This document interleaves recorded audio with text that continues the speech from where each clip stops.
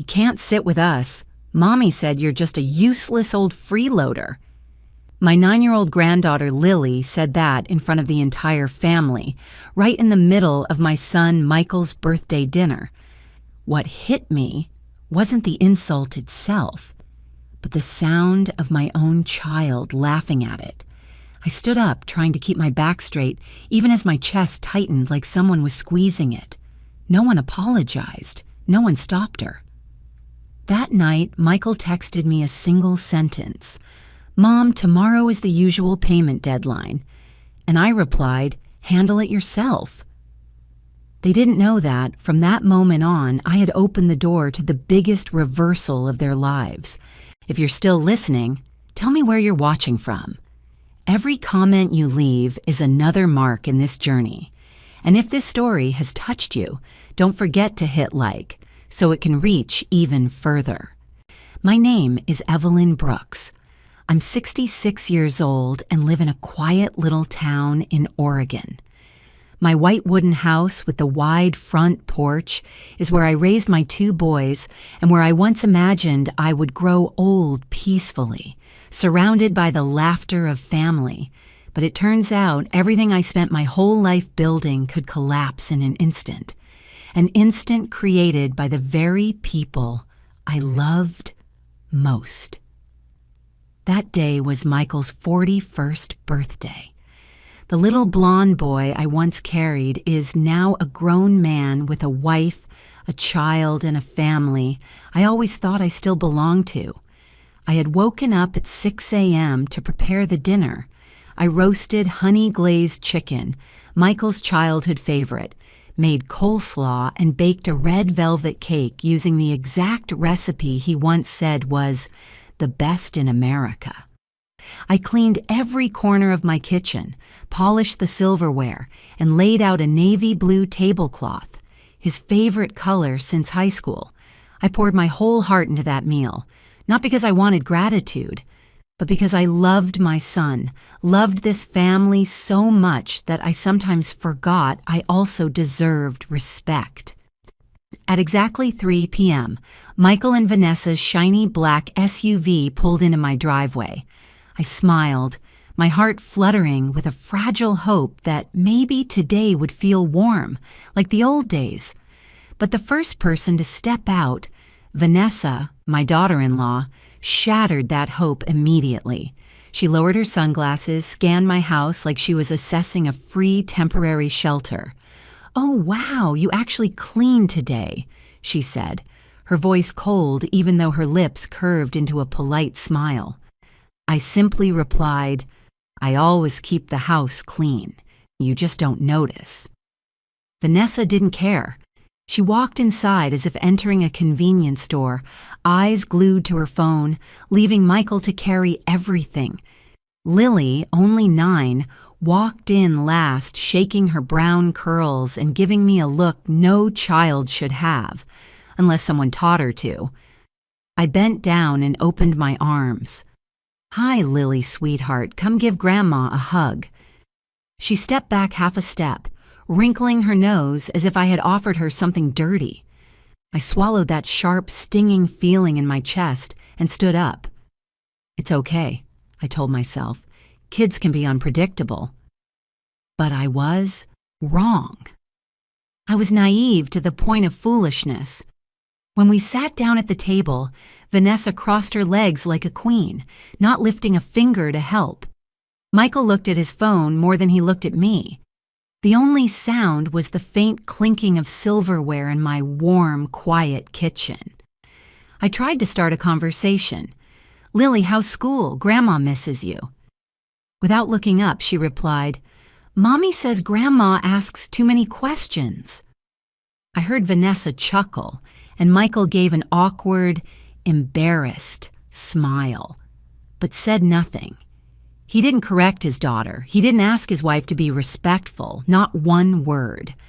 When I brought out the red velvet cake, candles glowing on top, I hoped the atmosphere would soften. I thought the moment of blowing out candles might spark some warmth.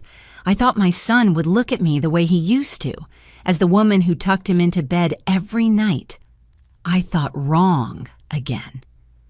Just as I sat down to join them in singing, Lily suddenly stood up, turned to me, and said clearly, "You can't sit with us. Mommy said you're just a useless old freeloader." The cake nearly slipped from my hands.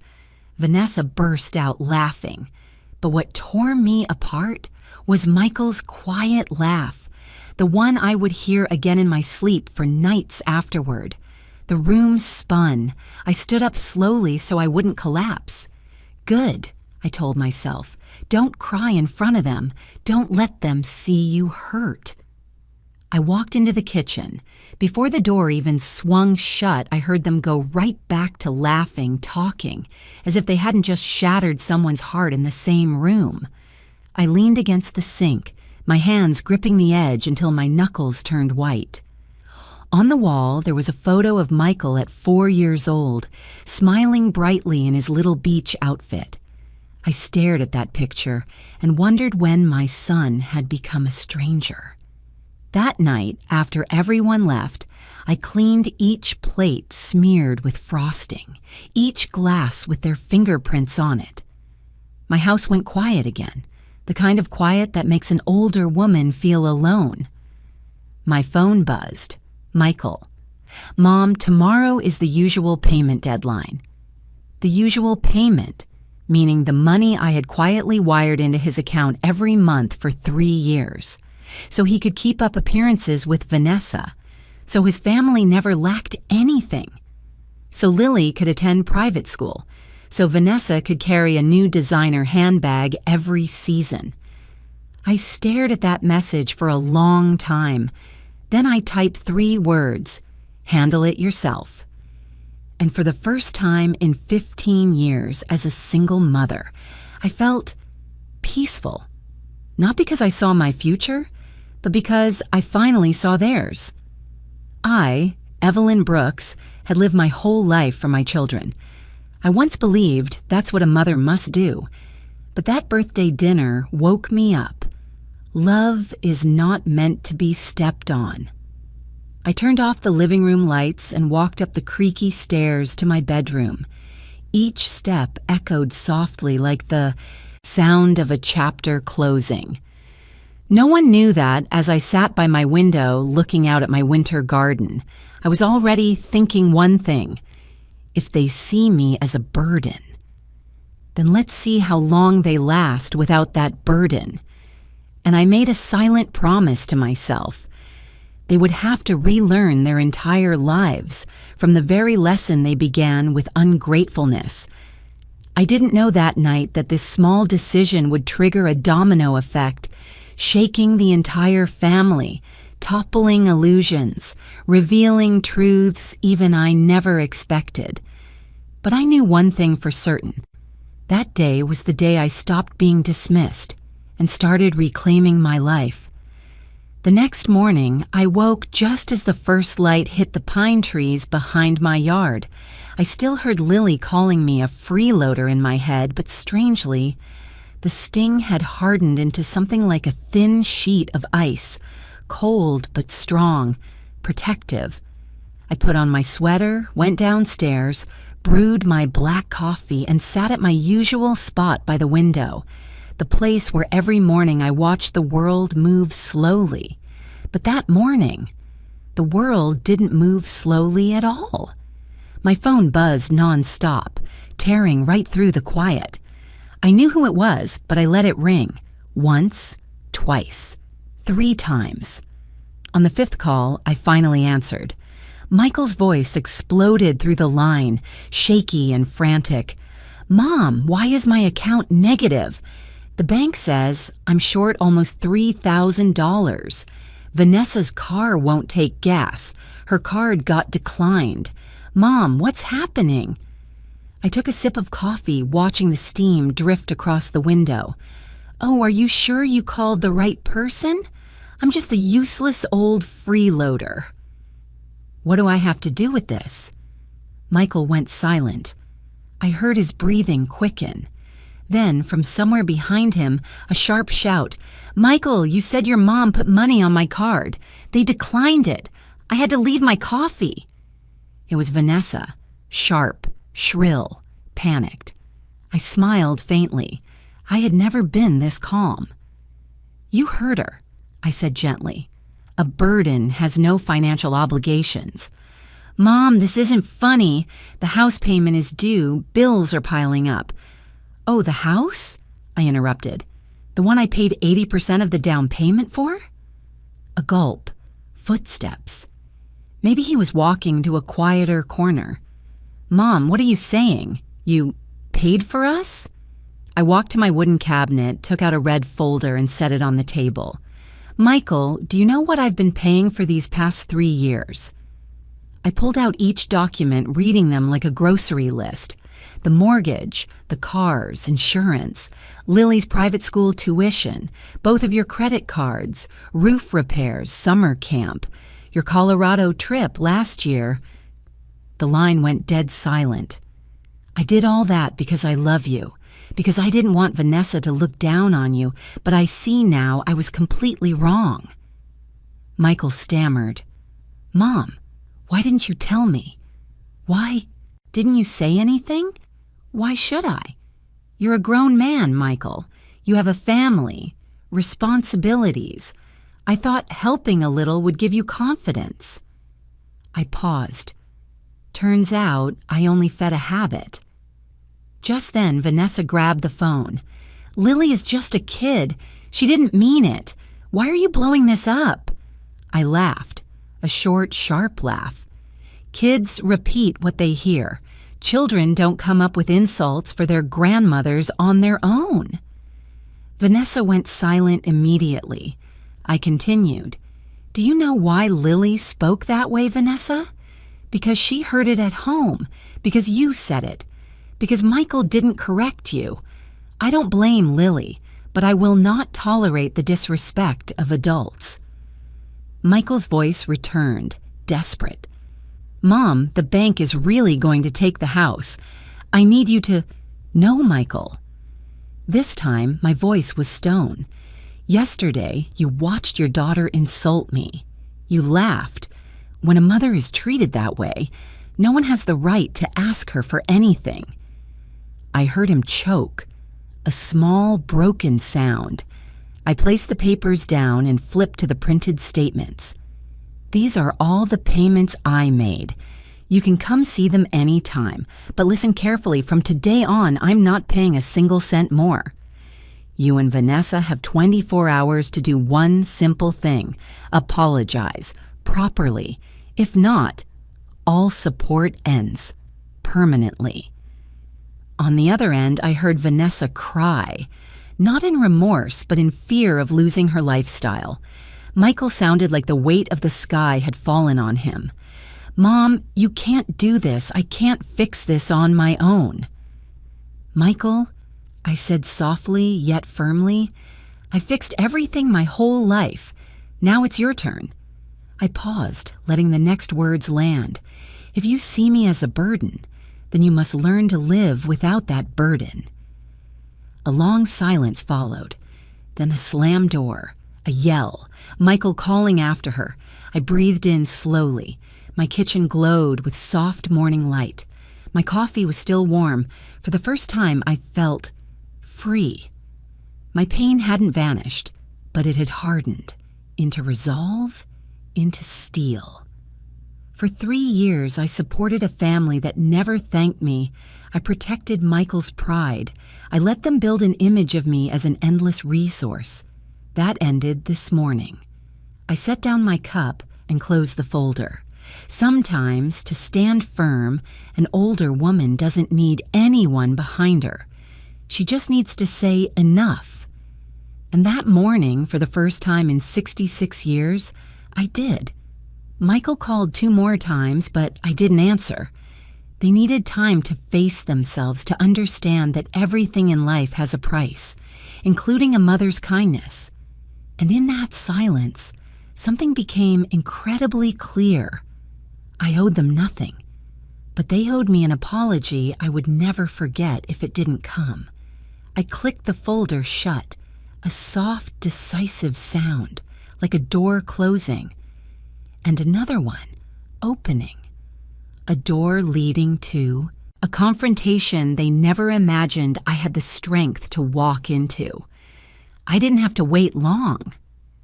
Just before noon the next day, the sound of a car slamming its brakes echoed across my yard, sharp and dry like a warning. I pulled the curtain aside and looked out the window.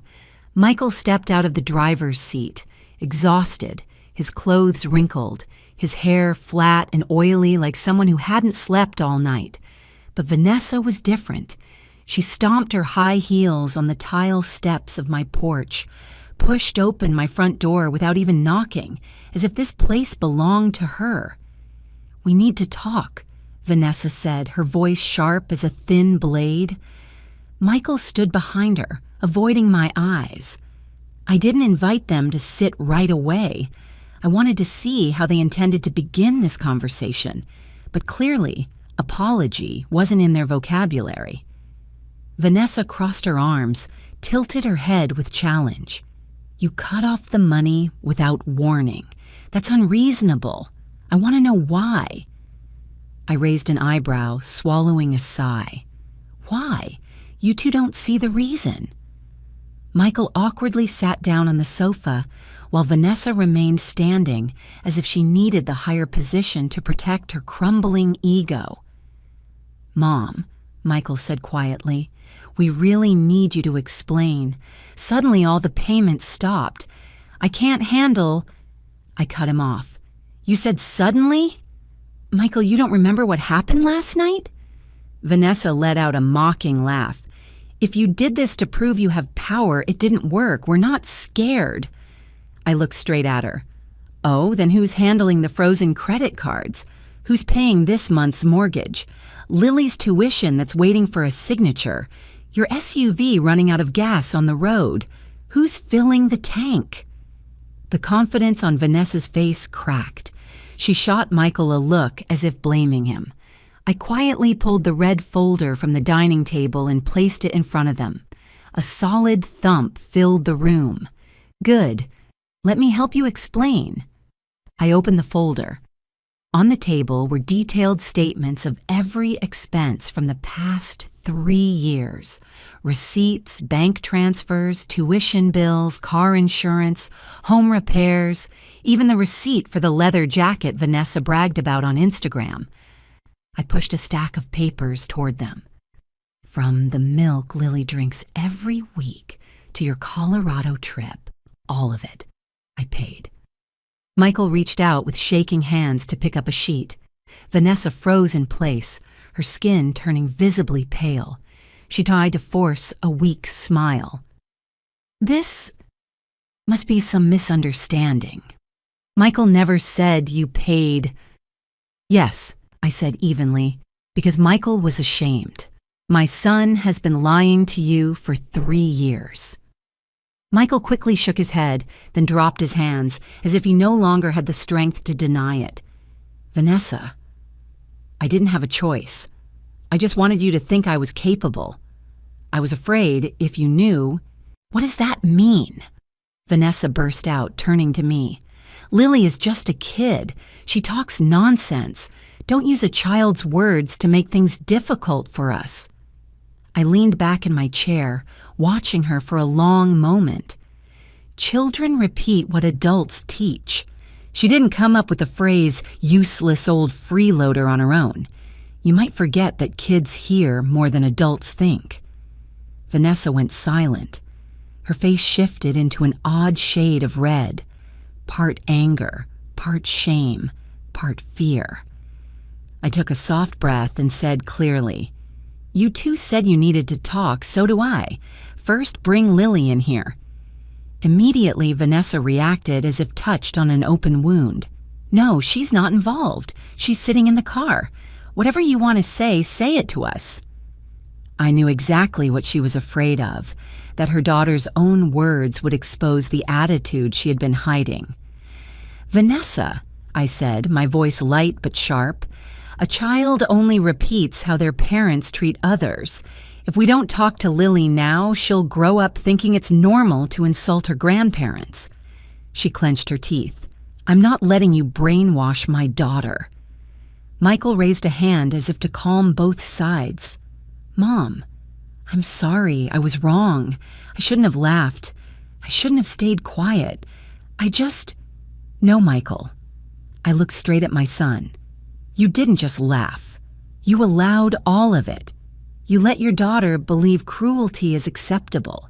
You taught her that through your silence." Michael lowered his head, his shoulders collapsing as if years of weight had fallen onto him all at once. Vanessa crossed her arms and lifted her chin. "Fine. If you want us to apologize to get the money back, we're not doing it. We can handle things ourselves. We don't need your charity." "Oh?" I tilted my head, unable to hide my smile. "Handle things? Vanessa, do you know how much is left in Michael's account right now? $37. Your credit card is 2 cycles overdue. Your car loan has the highest interest rate tier. The bank is about to send a second foreclosure notice. How exactly do you plan to handle this?" Her face flamed red. "We'll manage. I can get a better job. I'm not dependent on anyone." I looked directly into her proud eyes and said softly, "Vanessa, you've been dependent on me for 3 years without knowing it. And the worst part is, you thought you were above everyone else." Michael rubbed his forehead, his voice breaking. "Mom, I'm sorry. It's my fault. I wanted to look strong, to be the provider. I didn't think it would turn into this. I just wanted Vanessa to be proud of me." I placed one hand on the table, staying silent for a few seconds before speaking. "If you want respect, you must live like someone worthy of it. You can't build love on my money." I pushed the folder toward them. "Now here is my final choice. 24 hours. Either you apologize to me, clearly, sincerely, without excuses, or you two handle everything on your own starting today." Vanessa shot to her feet. "I don't need that kind of money. I will take care of my family. I won't let you control us." She grabbed Michael's hand. "Let's go. We'll show her we don't rely on anyone." But her steps trembled, and Michael looked like a rope pulled from both ends, between his wife's pride and the truth he couldn't outrun. When the door slammed shut, my house fell silent. Only the wind rustled through the trees outside. I sat down, resting my hands in my lap, letting my breath settle. No more hurt, no more humiliation, just one strange feeling, the feeling of someone who had restored order. I knew Vanessa wouldn't let go of her pride easily, and Michael was sinking into the dark space between shame and fear of losing everything. But I also knew one certain thing. This storm was only beginning. Some winds can only be understood when they rip the roof off someone's house. And for Michael and Vanessa, that roof had never been more fragile. That afternoon, as the sunlight fell behind the pine trees, my phone rang again. But this time, it wasn't Michael's frantic calls. On the screen was a name that softened something inside me. Jonathan. My younger son living in Seattle, almost a 4-hour flight away. Jonathan had always been the grounded one. Quiet but thoughtful, and most importantly, he had always treated me with the kind of kindness that didn't need to be shown off. I answered, "Mom?" His voice was low, touched with concern. "What happened with Michael? He called me past midnight, crying. I've never heard him like that." I closed my eyes and exhaled.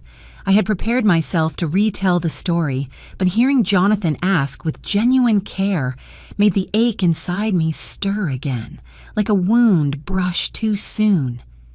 "Do you want to hear both sides or the truth?" I asked, trying to keep my tone steady. Jonathan didn't hesitate. "I always want the truth from you." So I told him. Everything. From Lily's insult, Michael's laugh, the entire family walking away without realizing how deeply they had cut me. I told him about the usual payment text, about Vanessa barging into my house as if I owed them answers. I told him how neither of them apologized, only demanded to know why I had unreasonably cut the money. Silence stretched across the line. Then Jonathan spoke, slow and measured. "Mom, I really don't know what to say. I had no idea Lily said that. But what Michael did, I'm so disappointed." His voice tightened. "I don't blame you for cutting support. Honestly, I think you should have done it a long time ago." I gave a faint, sad smile. "I know, but I always thought Michael needed time, needed the feeling of being supported to stand tall." "That's not what happened, Mom," Jonathan said immediately. "He relied on you to maintain an image for his wife. He relied on you to build a life he didn't earn. It's not support anymore.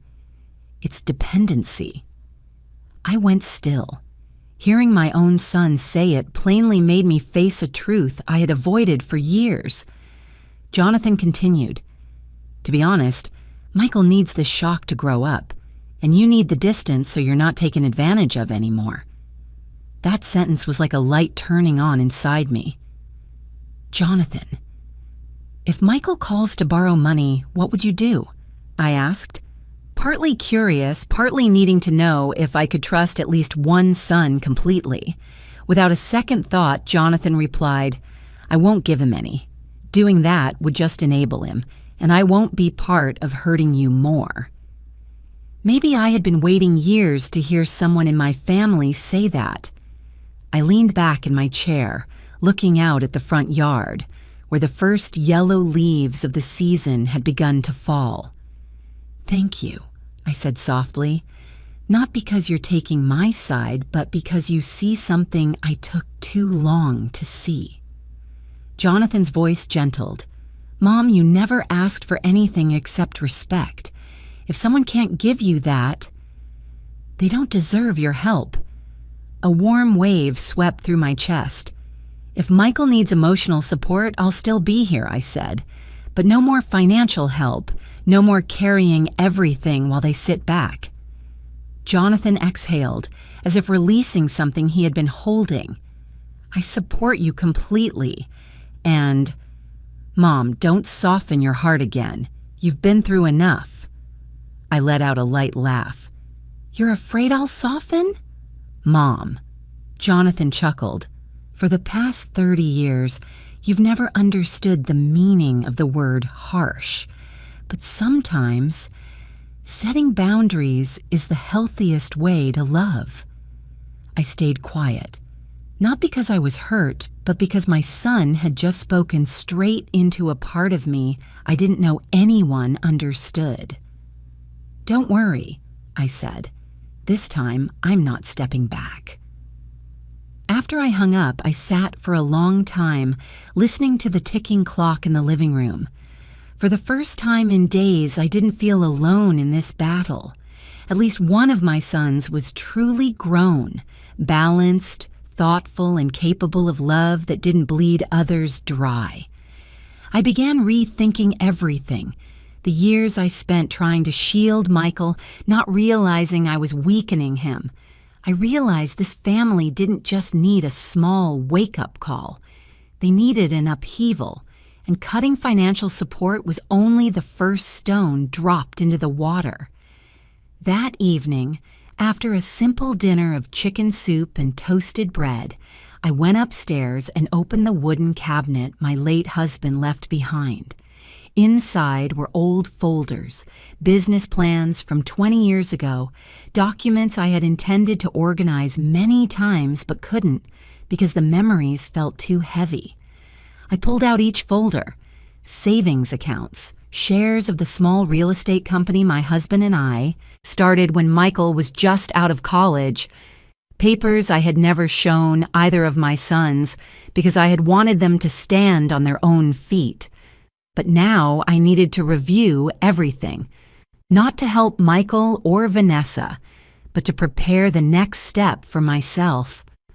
I sorted through each sheet, placing them back in order, feeling as though I was reorganizing my life, a life I had let others steer for far too long.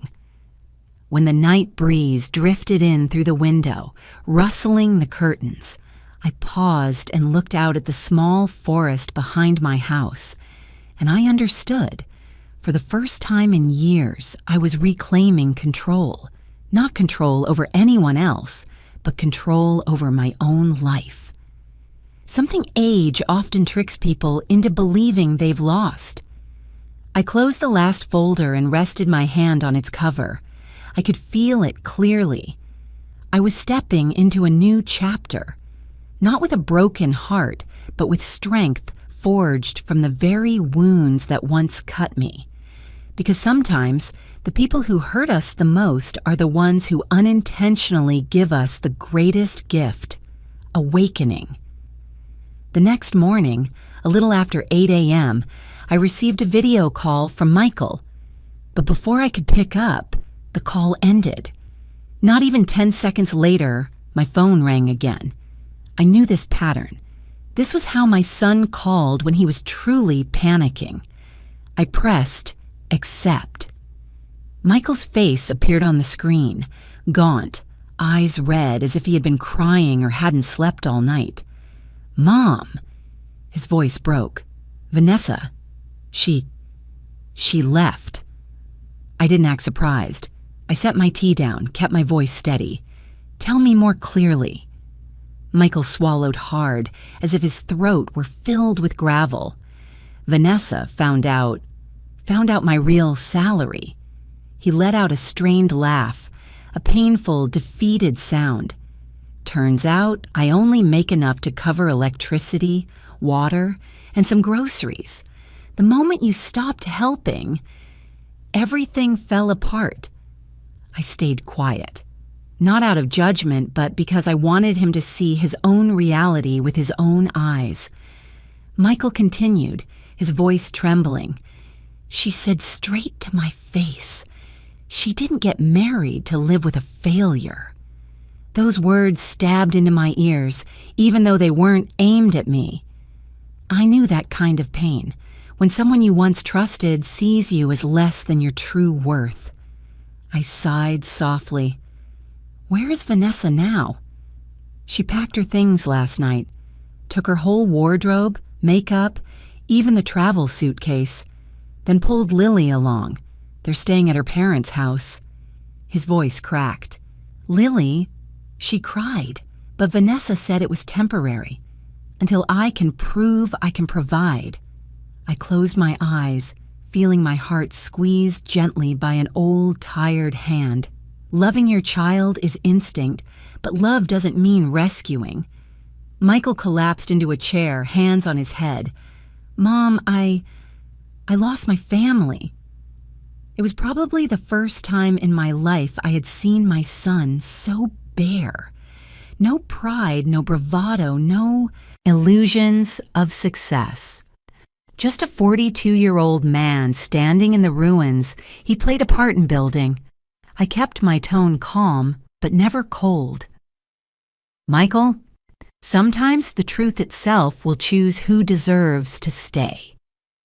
He looked up, eyes pleading for someone to pull him out of the hole he had fallen into.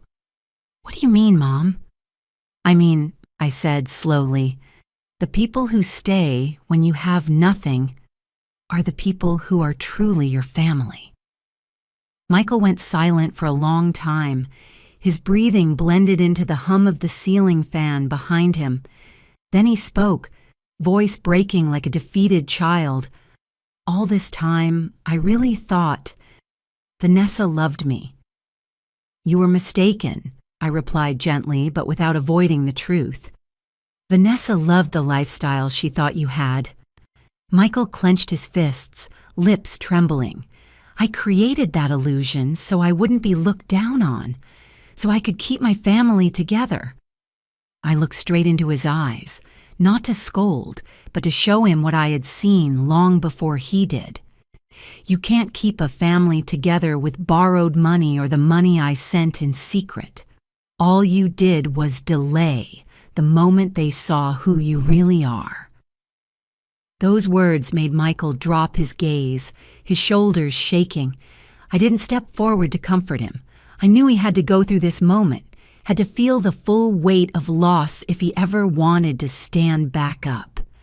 After a long pause, he whispered, "Mom, all of this happened because I depended on you for too long, didn't it?" I pressed my lips together. "Yes. But it wasn't just you.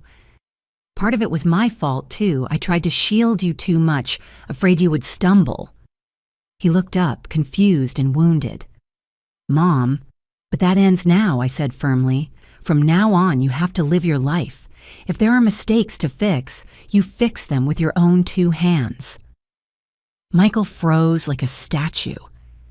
That afternoon, I received another message from him. "Mom, the house has nothing. I've never paid a full month of bills myself. The electric bill, the internet bill, the Honda that needed gas using Vanessa's card, which was now frozen, Lily needing lunch money for school, the fridge containing only a carton of milk that had expired 2 days ago." I read each line, and my heart tightened.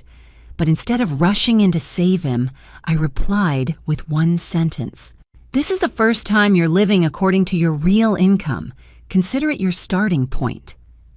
10 minutes later, Michael called again. "Mom, I'm so scared." I answered with the low, steady voice of a woman who had lived long enough to understand pain and strength.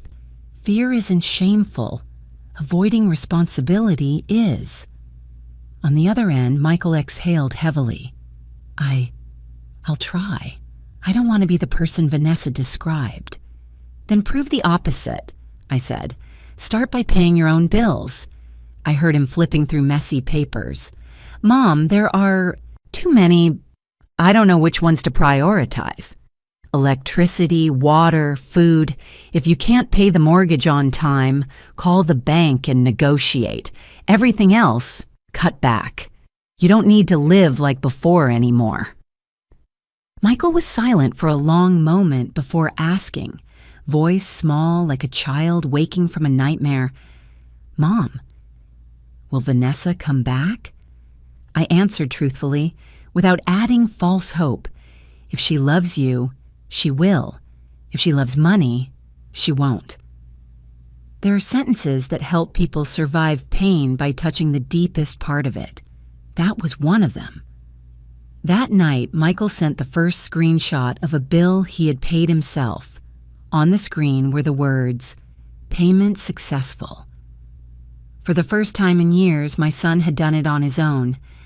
I stared at the screen for a long moment, feeling as if I were watching a child take his first steps after refusing to walk for years. I only replied briefly, "Good job." No coddling, no exaggerated praise. Michael needed to learn that independence was normal, not a heroic achievement to be rewarded. In the following days, I watched his life from a distance. A house once full of noise now stood quiet. No more clicking heels from Vanessa, no more expensive perfume lingering in the hallway, no more Lily arguing with friends on the brand new iPad I had once financed. In that emptiness, I saw my son truly growing, slowly, painfully, but undeniably. I understood one thing clearly. Breaking the dependencies I had accidentally created over the past 3 years would not be easy, but it had to be done. And the collapse of Michael's marriage was simply the inevitable consequence. Vanessa never loved Michael. She loved the income she believed he had. She loved the new car I bought. She loved the big house I paid for. She loved the generosity she assumed came from her husband. Now everything was exposed. Now the truth stood between them like a mirror no one could avoid. And I would no longer interfere. Sometimes being a mother isn't about catching your child. Sometimes being a mother means letting your son fall, so he learns how to stand on his own trembling legs. That weekend, Michael came to my house no longer in total collapse. He still looked tired, but there was a spark of life in his eyes. as if he had finally taken a full breath after years of suffocating himself. "Mom," he began as I poured tea, "I think you're right. Maybe I've never really grown up." I looked at my son, truly looked at him, for the first time without the mask he always wore. No pretending to be strong, no chasing an image of success he had invented.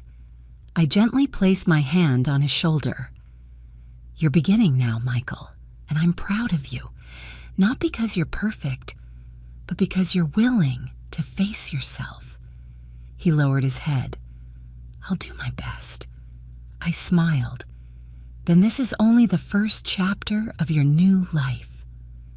I invited Michael over on a quiet Sunday morning. Outside, red maple leaves dropped one by one, sounding like soft whispers of autumn. I stood in the kitchen making coffee, feeling an unusual calm. I knew the conversation about to happen would change the course of my son's life, and it was also a key step in the plan I had been quietly preparing for days. When Michael arrived, he knocked very gently as if afraid to disturb me, a hesitance I rarely saw in him. "Mom, I'm here," he said as he stepped inside, hands in his pockets, walking like a man who had just come out of a storm. I pointed to the old wooden table near the window, where I had placed a green folder, clipped with a bright brass fastener. "Sit down, Michael. I have something to give you." He looked at the folder as if it were a foreign object. "What is it, Mom?" "Open it." Michael slowly unfastened the clip. His eyes moved across the first page, then suddenly widened as if someone had pulled his hair. "Contract of employment, Brooks and Avery Real Estate Group." He looked up, mouth slightly open but unable to speak. I nodded. "That is your father's and my company." Michael froze. "But Dad was just a lumber mill worker?" I saw the innocence in his question. The truth was, my husband and I had hidden that secret well for 2 decades, not to deceive our children, but to protect them from growing up dependent on family wealth. "Your father worked at the mill until 2003, I explained slowly. "After that, he quit and focused on Brooks and Avery. We bought inexpensive lots during the recession, renovated old houses, rented them out, resold them, and kept building." Michael inhaled deeply, trying to process what he had just heard. I never knew." "That's right," I said, "because your father wanted you and Jonathan to build your own lives, not rely on inherited money, and I believed in that too." I rotated the folder toward him so he could see clearly. "You're 42 now. It's time you knew the truth." Michael looked down at the second page, a job description, Regional Property Manager, Western Division. Starting salary, a 6-figure number I knew he had never imagined. "Mom, why would you trust me with this, after everything I just put you through?" His voice shook, tangled with regret and disbelief. I didn't answer immediately. I looked at my son, a man walking into midlife with mistakes piled high like mountains, yet with a faint flicker of something still alive in his eyes, like a small ember refusing to die. "Michael," I finally said, "I'm not giving you this opportunity because you deserve it now, but because I believe you can become someone who deserves it later." He lowered his head, overwhelmed. "Mom, I don't even know how to thank you." But I lifted my hand to stop him. "This opportunity comes with a condition." Michael tensed. "What condition?" I folded my hands. On the table, my voice firm. "Vanessa is not to know." A deep silence sank into the room. Michael blinked, clearly stunned. "She can't know? But why?" I looked straight into his eyes. "Because I want to know the truth. I want to know whether your wife is with you because she loves you, or because she loves the lifestyle you pretended to have.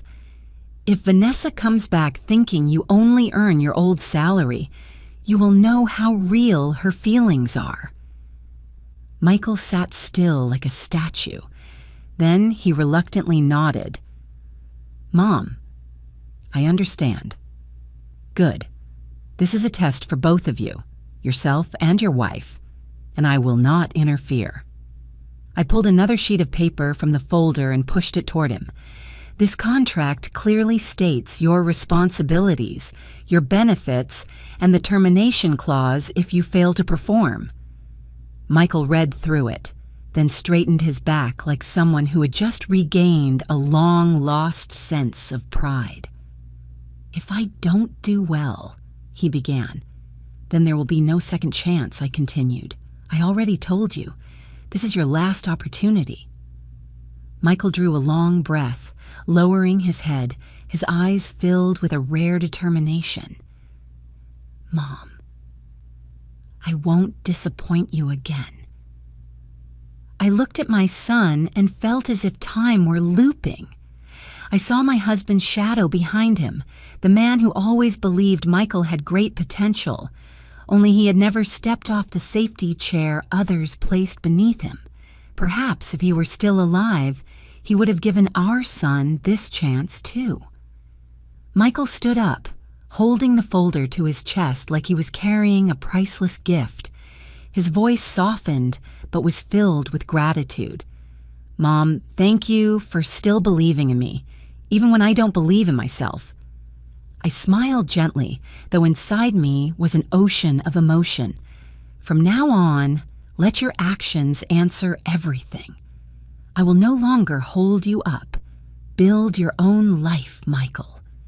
He nodded, firmer than ever before. I watched him as he walked toward the door, his shoulders still heavy, but his steps carrying the strength of a man who finally understood his responsibility. When the door closed softly behind him, I stood up, walked to the window, and watched his figure disappear behind the maple trees. A cold breeze swept past, lifting a few yellow leaves into the air. I knew clearly I had just set the key gear of my plan into the correct position. Michael would grow up, Vanessa would show her true nature, and my family, after years tangled like a ball of yarn, would finally reveal who truly belonged to one another. I whispered to myself, a small promise to the husband I lost. He's about to step into a new chapter, Richard. This time he has to stand on his own 2 feet. Michael left my house with determined eyes, but I knew another battlefield awaited him. Not the new job, but the confrontation with his own marriage. I didn't interfere.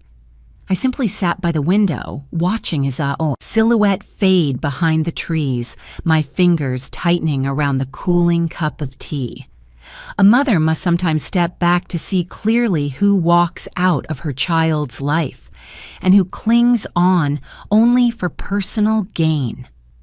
By late afternoon, as the sky shifted into deep blue, Michael texted me, "I'm going to Vanessa's parents' house. I want to tell them about the job." I replied with just one sentence, "Tell the truth." From what Michael later described, I could picture the scene inside Vanessa's parents' grand home, a suburban mansion where everything appeared more glamorous than it truly was. Vanessa had always bragged about her stable background, using it as a shield to belittle my family. Michael stood in the large foyer. Vanessa sat cross-legged on the sofa, her phone vibrating nonstop with social media notifications. She looked up, and the moment she saw Michael, she frowned. "What are you doing here?" Vanessa's voice was sharp as a blade. Michael took a deep breath. "I have news about my job." Vanessa immediately sat upright. "A new job? Good, tell me. How much is the salary?" Not how is the job, not are you doing okay, just how much is the salary? Michael said that in that moment he realized this question had repeated itself for 10 years of marriage. He had simply never heard it clearly before. "I was appointed regional manager. The salary." He swallowed. "The starting salary is—" "How much?" Vanessa cut him off, her voice harsh like someone gasping for air. "It's an amount enough for us to live comfortably. Not rich, but stable." "Say the number." Michael finally had to read the figure aloud, a relatively high salary for any middle-class man. But when Vanessa heard it, she shot up as if someone had slapped her. "Not enough!" Her scream echoed from the living room to the backyard. Michael froze. "Vanessa, this is my real salary. It's a job I have to work hard for." "Not enough for me to live," she yelled. "Lily has always gone to private school. I'm used to designer brands. I'm used to weekend spas and dining out. You think that amount is enough?" Michael said that at that moment he felt something inside him crack, something that had been fragile for years. Vanessa. He searched for words, but his mouth was dry as sand. "We can adjust." "Adjust?" She laughed coldly. "Adjust to live like poor people? What can you do besides drag me down?" Lily was sitting in the corner with her doll, her big blue eyes wide. The 9-year-old didn't understand why her mother was so angry. She just looked between her parents with a confusion that could break any heart. Michael said that in his daughter's eyes, he saw something he had never seen before. Fear. "Mommy, did Daddy do something wrong?"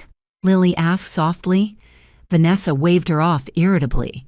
"Be quiet, the adults are talking." Michael felt his heart plunge into a deep pit. "Vanessa, you can't talk like this in front of her." "You think I care?" she snapped. "You have no money, that's it. I didn't get married to be the wife of a failure." That sentence was like a hammer smashing every illusion Michael had clung to. He said that in that moment, he saw their entire 10-year marriage play back like a slow-motion reel. The cold nights when she barely spoke to him, the dinners where she never asked how much he had earned, the vacations she bragged about to her friends. Michael pays for everything. Michael didn't argue, didn't beg, didn't fight back. He simply watched his wife finish packing the last 2 bags, then pull Lily to her feet. "We're going to my parents for a while." Vanessa said it like announcing the weather. "When you can prove your worth, I'll talk to you again." Then she walked out, leaving the door closing behind her like a final punctuation mark. That night, Michael called me, his voice drained. "Mom, you were right. Vanessa, she doesn't love me." A long silence. "She only loves the life she thought was mine."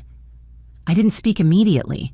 I let him sit with the silence, the kind that speaks louder than advice. Finally, I asked, "How do you feel?" "I feel empty." His voice trembled. "But I also feel like I'm finally seeing the real path in front of me." I closed my eyes, taking a slow breath. "Michael, sometimes the person who hurts you the most is the one who teaches you the most important lesson. Vanessa just showed you the truth you avoided for years." I walked to the window where the soft amber streetlights glowed against the sidewalk. "From now on, you don't have to pretend anymore. You don't have to play the role of a successful man just to keep a marriage that was never real." Michael's voice broke. "Mom, I don't understand how you can stay so calm." I let out a small laugh, because I already knew the outcome, and because I've been watching from a distance. "What do you mean?" "I mean, my son. The storm with Vanessa is only beginning. She still doesn't know what I know." Michael went silent. He didn't know what I was referring to, and I wasn't planning to tell him yet. I answered lightly, like a soft breeze with the sharpness of a thin blade. "Because you are learning to face the truth, and Vanessa is about to face hers." Meaning I am letting the wind blow in the right direction. I heard Michael let out a long breath, But this time, it wasn't the sound of defeat. It was the sound of a man stepping out of the shadow he had created himself. When the call ended, I stood before the mirror and looked at my face, lined with wrinkles, filled with stories, shaped by storms I had survived. I smiled. At last, every piece of my plan was moving into place. I was never someone who sought conflict, but I never allowed anyone, not even a daughter-in-law, to diminish my dignity. If Vanessa believed I would rescue her again, she was wrong, because this time I wasn't carrying anyone's burden. This time I was only directing the wind and letting the storm put every person exactly where they belonged.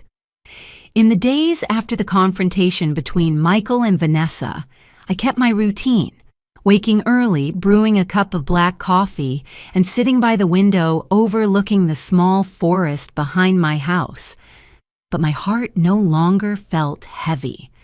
Once you see the true nature of things, your mind becomes strangely clear. I knew Vanessa would soon face the consequences she chose, and I knew I was ready for the next step. Not out of revenge, but out of fairness. And to give my son a lesson he would never forget. I called Brenda, my personal attorney for 18 years, a woman so sharp she could predict an opponent's next 3 moves just by reading a single line of a report. "Brenda," I said, "I need you to investigate someone's finances. His name is Derek Monroe." Brenda paused for a second, longer than usual. "Vanessa's father, correct? Any particular reason?" "I want to know the real picture of that family," I replied, as clearly as possible. Brenda asked no further questions. We had worked together long enough to understand that the things I didn't say were the ones that mattered.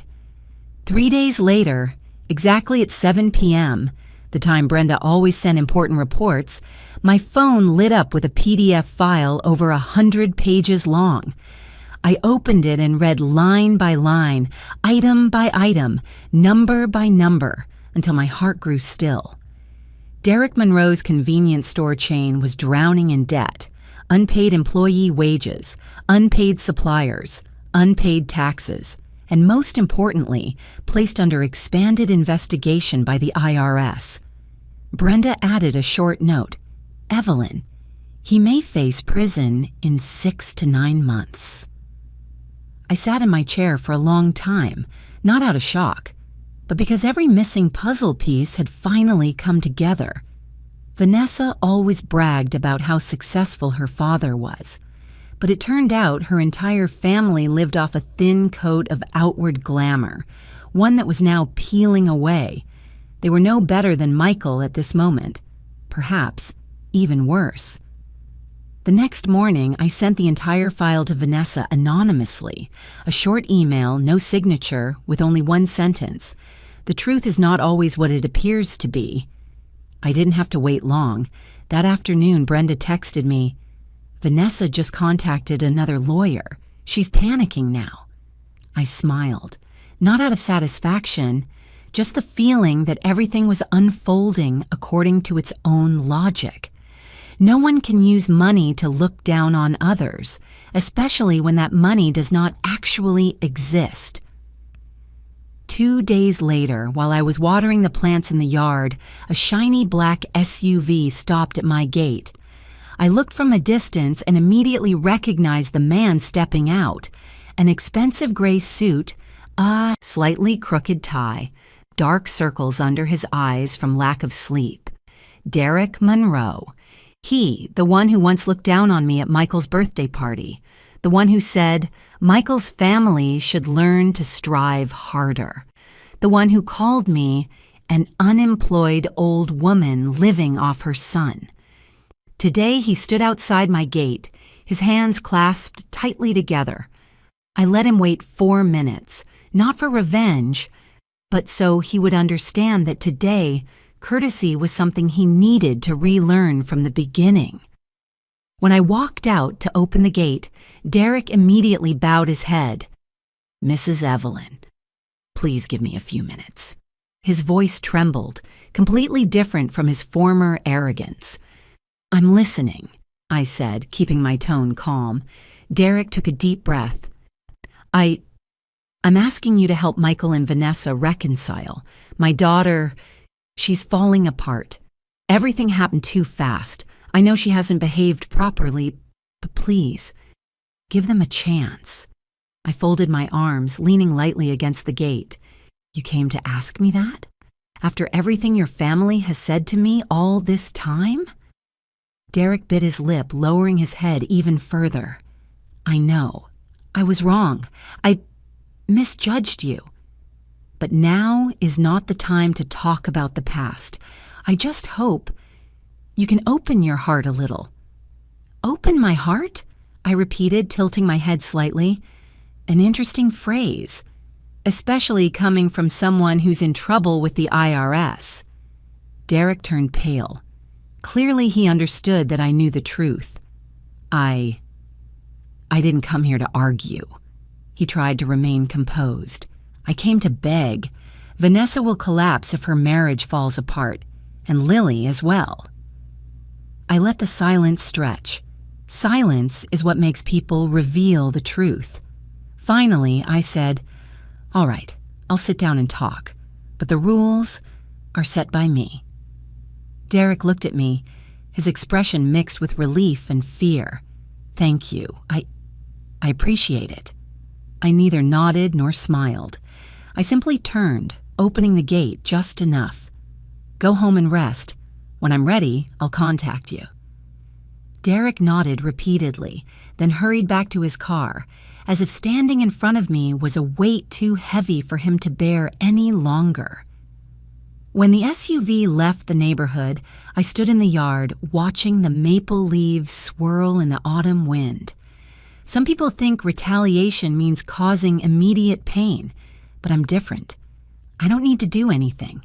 I just need to let the truth reveal itself. And the truth now was very clear. Vanessa's family was not wealthy, not stable, not powerful. They were collapsing under the shiny facade they had built. Vanessa thought Michael was the burden, but now she knows. Her own family is the bottomless pit. I walked back into the house and closed the door, feeling the wind shifting. Not too strong, not too fast, but unmistakable. Vanessa's storm was only beginning, and I, the one who had once been, dismissed, insulted, pushed away from my own son's dinner table, was now the one directing the wind, choosing the direction and the timing.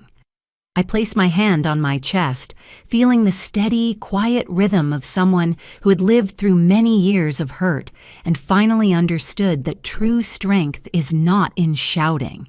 It lies in clarity, in knowing how to wait, and in knowing exactly when to push a door, so that the entire room behind it collapses on its own. I gave a thin smile, almost invisible in the fading light.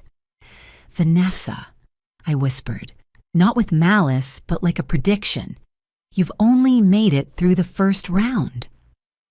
I chose a late weekend afternoon to take the next step, not for revenge, but to restore the order this family had lost.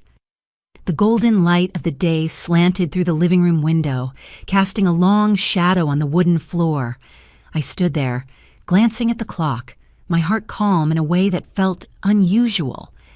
Exactly at 5 p.m., the doorbell rang. I opened the door and saw Vanessa standing on the porch. Her clothes were far simpler than before, her hair tied back hastily, her eyes swollen from sleepless nights. Beside her was Lily, wearing a pink backpack, holding tightly to her mother's arm. No trace remained of the prideful woman who once looked down on me. A cold wind swept past, fluttering the hem of Vanessa's shirt. We're here," Vanessa said softly, barely daring to meet my eyes. I stepped aside, offering space. "Come in, we need to talk." Lily walked in first. The moment she saw me, she stopped, bowed deeply, and said in a trembling voice, "Grandma, I'm sorry. I shouldn't have said that on Daddy's birthday. I didn't know. I didn't understand. Her voice broke, her eyes shimmering with tears. I stood still for a few seconds, letting myself feel the sincerity. This time, I knew the apology wasn't forced. Children have strong intuition. When a family falls apart, they sense who truly loves them. I gently placed my hand on her shoulder. Grandma knows. You were just influenced by adults. What matters is that now you know what's right. Lily rushed into my arms. A small hug, but enough to soften the heart of a woman who had survived many storms. Vanessa watched, her hands twisting together, her thumb rubbing her wedding ring until her skin turned white. She sat down, her shoulders slumped like someone who had lost her balance. She tried to speak, but the words came out like they were dragged over gravel. I'm sorry for what Lily said and for what I said to Michael. I sat across from her, my hand wrapped around a warm teacup. Are you sorry because you feel guilty or because you're desperate? The question made Vanessa freeze. 2 seconds of silence felt like a full minute.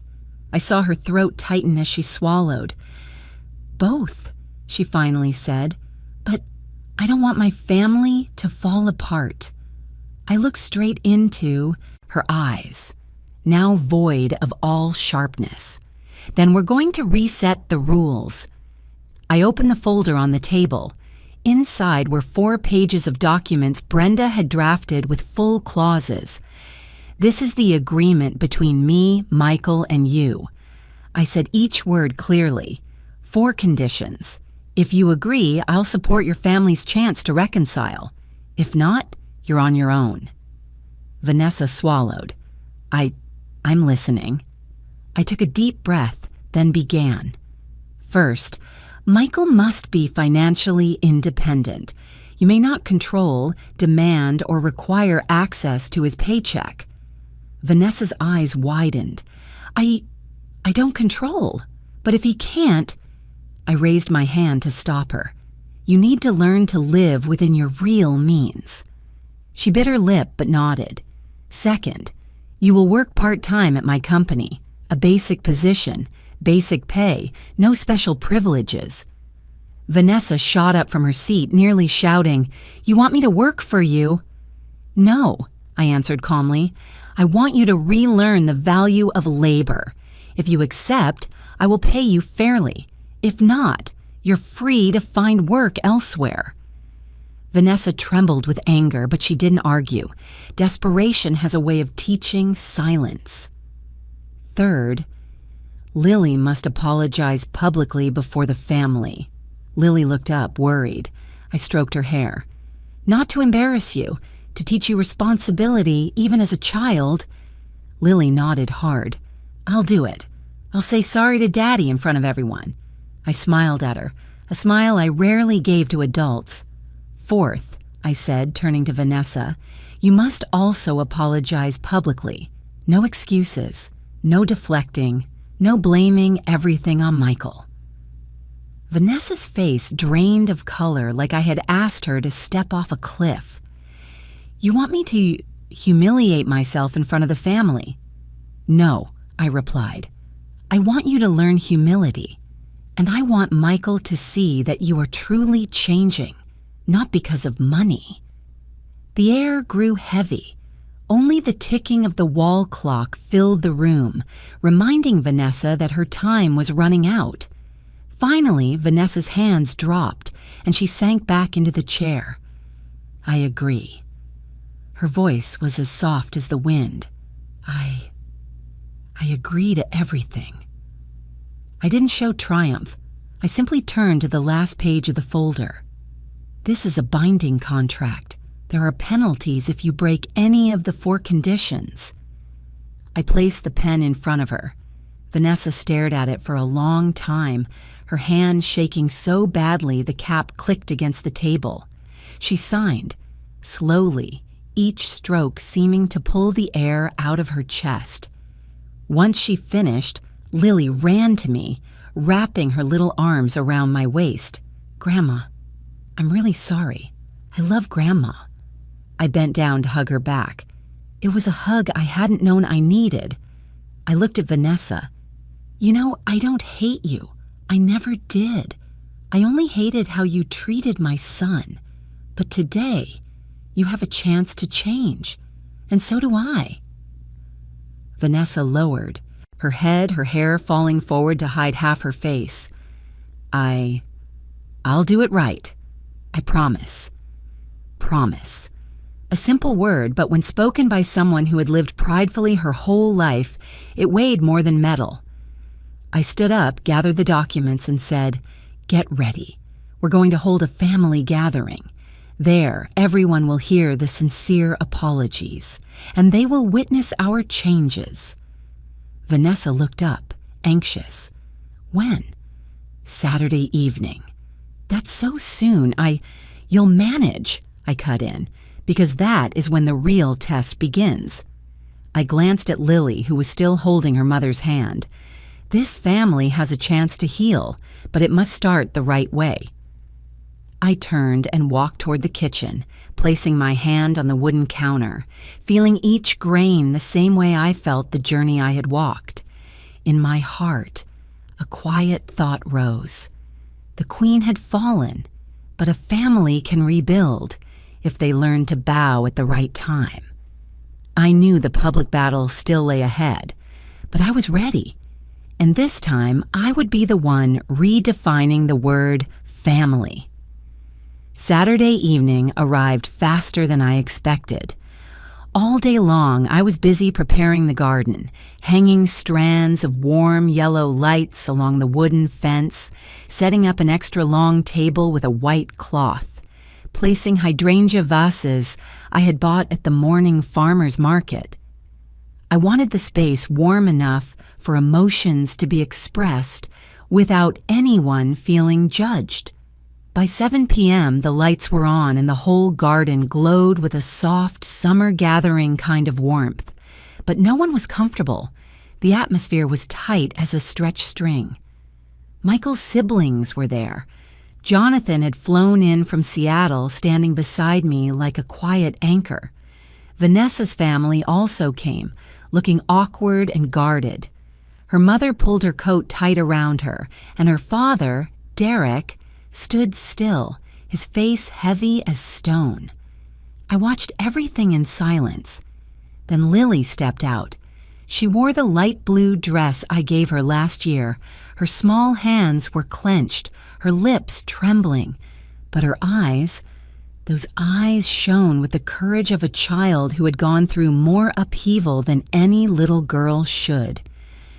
I gave her a small nod, and she nodded back.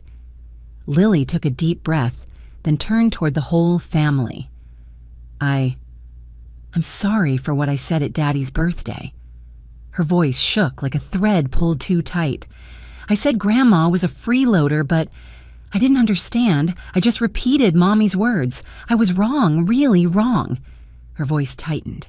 "Grandma, I'm truly sorry." The whole garden went silent, quiet enough to hear the wind move through the maple leaves. Then Lily burst into tears, a clear, piercing cry, painful but not shameful, the cry of a child beginning to understand responsibility. I walked over and held her. "Grandma forgives you, and Grandma is proud of you." Suddenly, behind us, the family began to clap, not loud applause. Soft, small, but sincere. I saw Michael's eyes turn red. Jonathan touched my shoulder gently.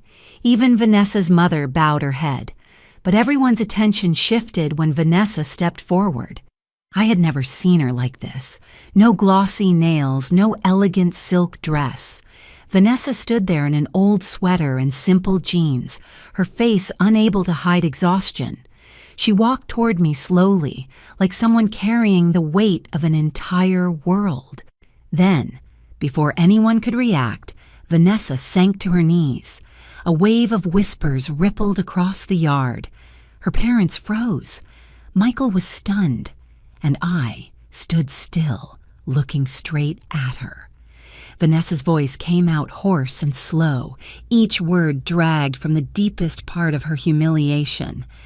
"Evelyn, I'm sorry. I'm sorry for the years I was ungrateful, disrespectful, and hurtful to you. I'm sorry I let my eyes be blinded by money and pride. I'm sorry for treating Michael like a burden." Her shoulders shook as if they might break. "I know. I've done so much wrong. I want to make things right. I want to be a better mother to Lily and a grateful wife to Michael. Please, forgive me." I heard someone inhale sharply behind me. Clearly her parents had never imagined seeing their daughter kneel before anyone, let alone before me. The shame on their faces said everything. I let the silence stretch. Then I leaned down and placed my hand on her shoulder. "Stand up." She looked up, eyes red and wet. "I will accept this apology," I said, "if it comes with action. Words aren't enough. But today, I see a different Vanessa." I helped her rise. Once she was standing, Michael stepped forward and placed a hand on her shoulder. She grabbed his hand like someone trying to reclaim a support she had lost long ago. Michael turned to me. His eyes were warm, a warmth like being reborn, as if his heart, buried for years under pressure, shame, and forced strength, had finally found air again. "Mom," his voice cracked, "thank you." I didn't answer, but I knew. Everything was moving in the right direction. The gathering continued, but it was completely different now. No more avoidance. No more condescending looks from Vanessa's family. No more invisible wall between the two sides of the family. Jonathan chatted with Derek, for the first time without stiffness. Lily ran around the yard, her laughter ringing like the sound of hope. Vanessa helped me serve the food, her hands still trembling a bit, but her eyes calmer than before. As she set a tray of tartlets on the table, she whispered, "Thank you for not giving up on us." I looked at her for a long moment. "Thank you," I replied, "for having the courage to change." At the end of the night, when everyone had left, I stood alone in the garden, watching the strands of yellow lights flicker like the house's gentle breathing. I felt something in the air that I hadn't seen in my family for a long time: warmth, respect, gratitude. But what made me happiest wasn't the apologies or the hugs. It was what was quietly beginning to grow.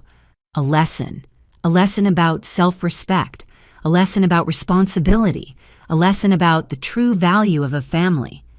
I looked up at the night sky where a few scattered stars were glowing. In that moment, I thought of my husband, the one who had gone before me, the one who once believed our family would find its way back someday. I whispered softly, "Richard, do you see it? Everything is finding its place again. You'd be proud of us." And I knew. Tonight, a new chapter of my family had begun. 3 months passed so quickly that sometimes I had to ask myself whether everything that happened was real or just a long dream. A dream where all the broken pieces were gathered and rearranged into something new, not perfect, but stronger. The change came from the smallest things, and those small things slowly pulled my entire family in a new direction. Michael called me almost every night not to ask for money, but to share his work updates with the quiet pride of a man standing steadily for the first time on his own ability. "Mom, today I closed the duplex in Tacoma." "Mom," my supervisor praised how well I handled the Western Division. "Mom, this month, I paid every bill myself." I sat at the kitchen table listening to him, my heart light as early season wind. No more desperate clinging, no more shame, no more slumped shoulders waiting for rescue. Michael, the son who once lived inside a shell of pride and fear of failure, was truly growing up at 42. I silently knew my husband Richard would be smiling with pride. and Vanessa. If someone had told me 3 months ago that my daughter-in-law could become a woman who listens, who thanks, and who corrects herself, I would never have believed it. But I saw it with my own eyes, little by little. She came to my company on time every day, even if it was only a part-time customer service job. In the first days, her hands shook when customers complained, but just weeks later I saw her guiding new clients, her eyes no longer arrogant but calm and patient. One afternoon, Vanessa walked into my office while I was reviewing the quarterly report. "Mom," she hesitated, "thank you because of this job. I feel useful." I looked at her for a moment. Her face had less makeup, but it was more beautiful because of its honesty. "You did it yourself," I said. "All I did was push a door open." Vanessa gave a soft laugh, her eyes a bit red but full of a gratitude I had never seen in her. Lily was the biggest surprise of all. She came to my house every weekend bringing a pink apron with a cat on it that she insisted on wearing in the kitchen. She learned how to slice carrots, whisk eggs, and season salt with the kind of careful seriousness that was almost funny. But what touched me most was the sentence she said almost every week. "Grandma, I love being here. I feel peaceful." A 9-year-old saying peaceful with such sincerity is rare. I knew she could feel the difference in how I treated her. No pressure, no scolding, no tension. Just quiet air, the soft sound of chopping vegetables, the smell of baked goods mixing with peppermint tea. And I realized I needed those moments with Lily more than I thought. As for Derek Monroe, Vanessa's father, the truth finally caught up to him. News of the IRS expanding its investigation spread quickly among the small business community in his area. 2 stores had to temporarily close. Another was sued by a supplier for unpaid invoices. Derek, who once held his head high in front of me, now quietly texted Vanessa, "Evelyn's son and daughter-in-law are the only ones helping us keep any shred of dignity." And then, one rainy afternoon, Vanessa came to my house, her eyes still swollen. "Mom," she said, "if you hadn't investigated and sent the documents early, we don't know what would have happened to my family. Thank you for saving us." I didn't take credit. I simply placed my hand over hers. Whether I saved you or not doesn't matter. What matters is that you learned what you needed to learn. Vanessa lowered her head. "Yes." In those 3 months, I realized something precious. I no longer felt used. No one came knocking to ask for money. No one said disrespectful or belittling things to me. No one dumped responsibility on my shoulders and walked away. They came to ask my opinion, for guidance, to share small joys, big worries, or simply to sit in the kitchen and listen to me brew tea. For the first time in many years, I felt like I was in the right place. Not the family's bottomless wallet, but the head of the family, the steady center, the one who brought experience and calm. Jonathan was the first to notice. On his most recent visit, he looked around the house, saw my children talking together, saw Vanessa clearing plates, saw Lily grinning as she placed spoons into dessert bowls, then turned to me. "Mom," he said, his voice full of emotion, "you did something most people can't. You brought the whole family back on track." I laughed. "Jonathan, I just did what needed to be done." But he shook his head. "No, you did more. I'm proud of you." My heart warmed as if someone had wrapped a soft wool scarf around me in winter. Then one morning, while I was watering the tomato trellis, I suddenly realized something simple but important. My life was finally peaceful. No more quiet sobs in my bedroom out of hurt. No more silent disappointment when opening messages filled with demands. No more feeling like a burden. I had learned to love myself before loving the people I cared for. And when I did that, my family learned to do the same. Finally, I sat down on the wooden chair in the backyard, watching sunlight filter through the leaves, listening to Lily's laughter drifting out from the kitchen. Michael was showing Vanessa how to cook the pasta dish he had just learned from a coworker. Jonathan was on his way, saying he would bring an apple pie. I wondered. In all the years I spent struggling and trying to hold everything together, had I ever imagined I would see this? A family that isn't perfect, but knows how to love the right way. A family that knows how to apologize, how to correct itself, how to rise again. A family where I no longer have to endure, but can actually enjoy. I leaned my head back slightly, closed my eyes, and said softly, "Richard, everything is finally okay." And I knew this wasn't just 3 months that changed their lives. It was 3 months that changed me. There were afternoons when I sat alone on the porch, watching the golden sunlight spill across the grass, like a warm blanket stretching to the end of the yard. In that quiet, I often thought about the journey of the past few months, a journey that started from a humiliating birthday party, from a sentence spoken by a child I loved, and from the laughter of my own son. Just one moment that seemed meaningless, yet enough to open an entirely new door. I thought about the version of myself that day, standing silent in the middle of the laughter, chest tight as if being squeezed, heart so empty it felt numb. And I also thought about the me of now, calm, strong, understanding my own worth more clearly than ever. I, Evelyn Brooks, am no longer the old freeloader in anyone's eyes, not because they changed what they called me, but because I changed myself. Looking back on the past 3 months, I understood something I never had the courage to face before. Sometimes, if we want others to grow, we have to let them hit bottom. We have to let them see the bare truth they've been avoiding. Michael needed to see his own weakness in order to stand on his own feet. Vanessa needed to lose what she thought was secure to understand the real value of family. Lily needed to learn that responsibility begins with even the smallest words.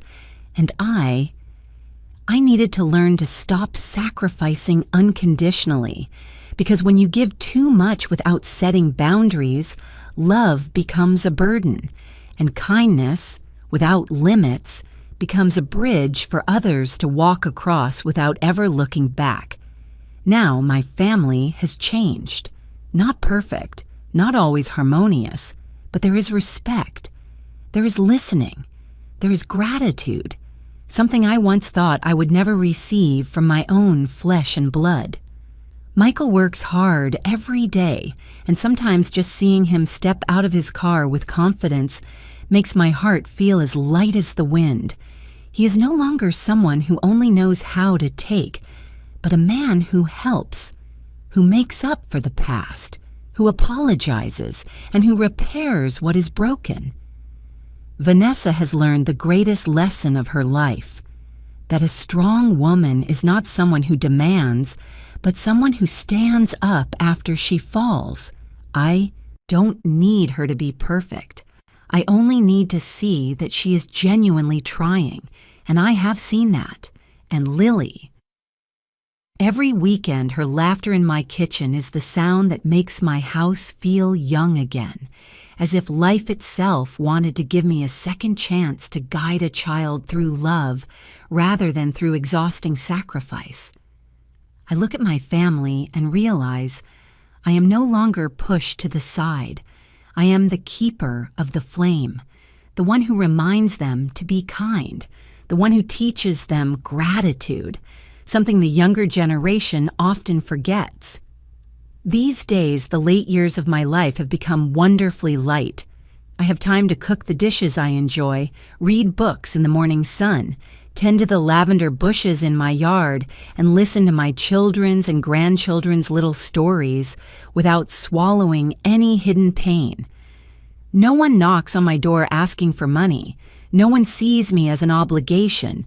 No one forgets my presence. They come because they want me there, not because they need something from me. And for a mother, that is the greatest gift. I tell this story not to boast and not to blame anyone. I tell it because I know there are so many people out there like me, mothers, grandmothers, older women who are dismissed, overlooked, treated as old, unnecessary, or a burden. I want them to know, no one has the right to treat you as something worthless, no matter who they are. Not your husband, not your child, not your daughter-in-law or son-in-law.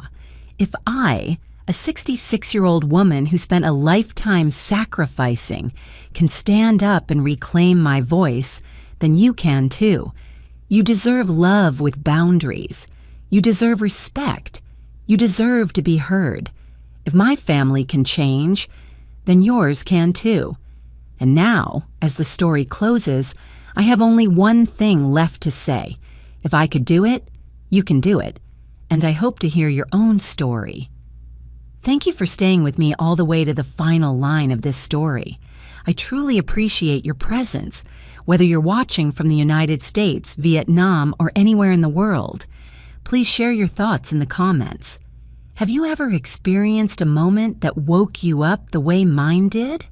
If you enjoy stories like this, please like, subscribe, and stay tuned for the next ones. Thank you from the bottom of my heart. Don't sign anything. If you still want to see the kids. I was standing in the kitchen, my hand lightly shaking as I held the phone, listening to my daughter's voice, the daughter who had disappeared from my life more than 15 years ago. Say those words as if I were a stranger. That sentence didn't just stop me in my tracks. It forced me to face a question I had avoided for half my life, whether what I had been doing for the past 16 years was truly protection or just holding on. Families sometimes don't fall apart because of great evils, but because of small things left unattended for too long. I used to believe that as long as I stayed, as long as I didn't leave like others did, everything would somehow be okay. But if even staying can cause harm, then where is the line? I asked myself that question right there in my old kitchen, where the smell of morning coffee still lingered in the air. And then I understood. This didn't start with today's phone call. It started in a winter long ago, when I had just turned 51. If you're listening to this story from some city out there, leave me a comment and let me know. And if you've ever witnessed or lived through fragile boundaries in a family, tap like so this story can reach more people. I also want to be clear about something from the very beginning, before going any further. The story I'm telling isn't meant to confirm any objective truth, and it certainly isn't meant to judge right or wrong. It's been pieced together and edited from life experiences, looked back on through my own memories and personal feelings. Memory, as you know, isn't always perfect. I'm telling this to reflect, not to judge, and definitely not to encourage anyone to follow any of the choices in this story. That year, I had been retired for a few months.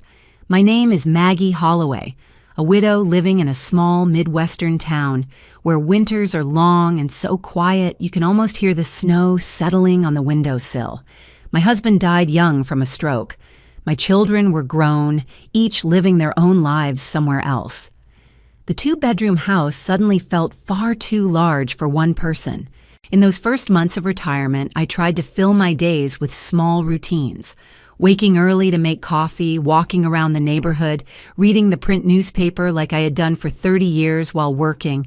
If I had to describe my life back then in one word, it would be calm. Until one December afternoon when Laura appeared at my front door.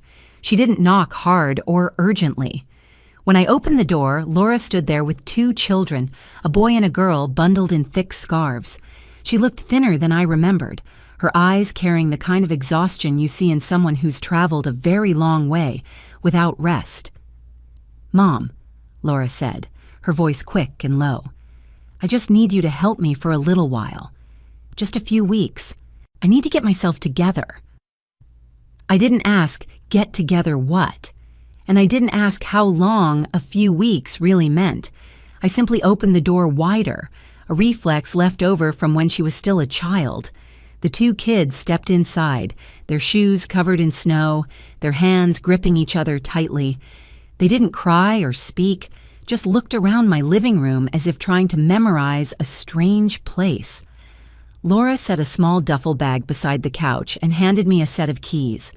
"I'll call," she said. "I promise I'll call." No paperwork, no agreement, no clear promise beyond a few weeks. Just the cold keys in my hand and a vague unease creeping up my spine. But I didn't stop Laura. I didn't ask more questions. I didn't even hold her for as long as a mother probably should. I just stood there watching her turn and walk back into the snow, telling myself she'd be back soon. In those first days, I lived in a state of waiting. I left Laura's bedroom untouched, afraid to disturb anything. I kept my phone close at all times, even when I was in the kitchen or out in the yard.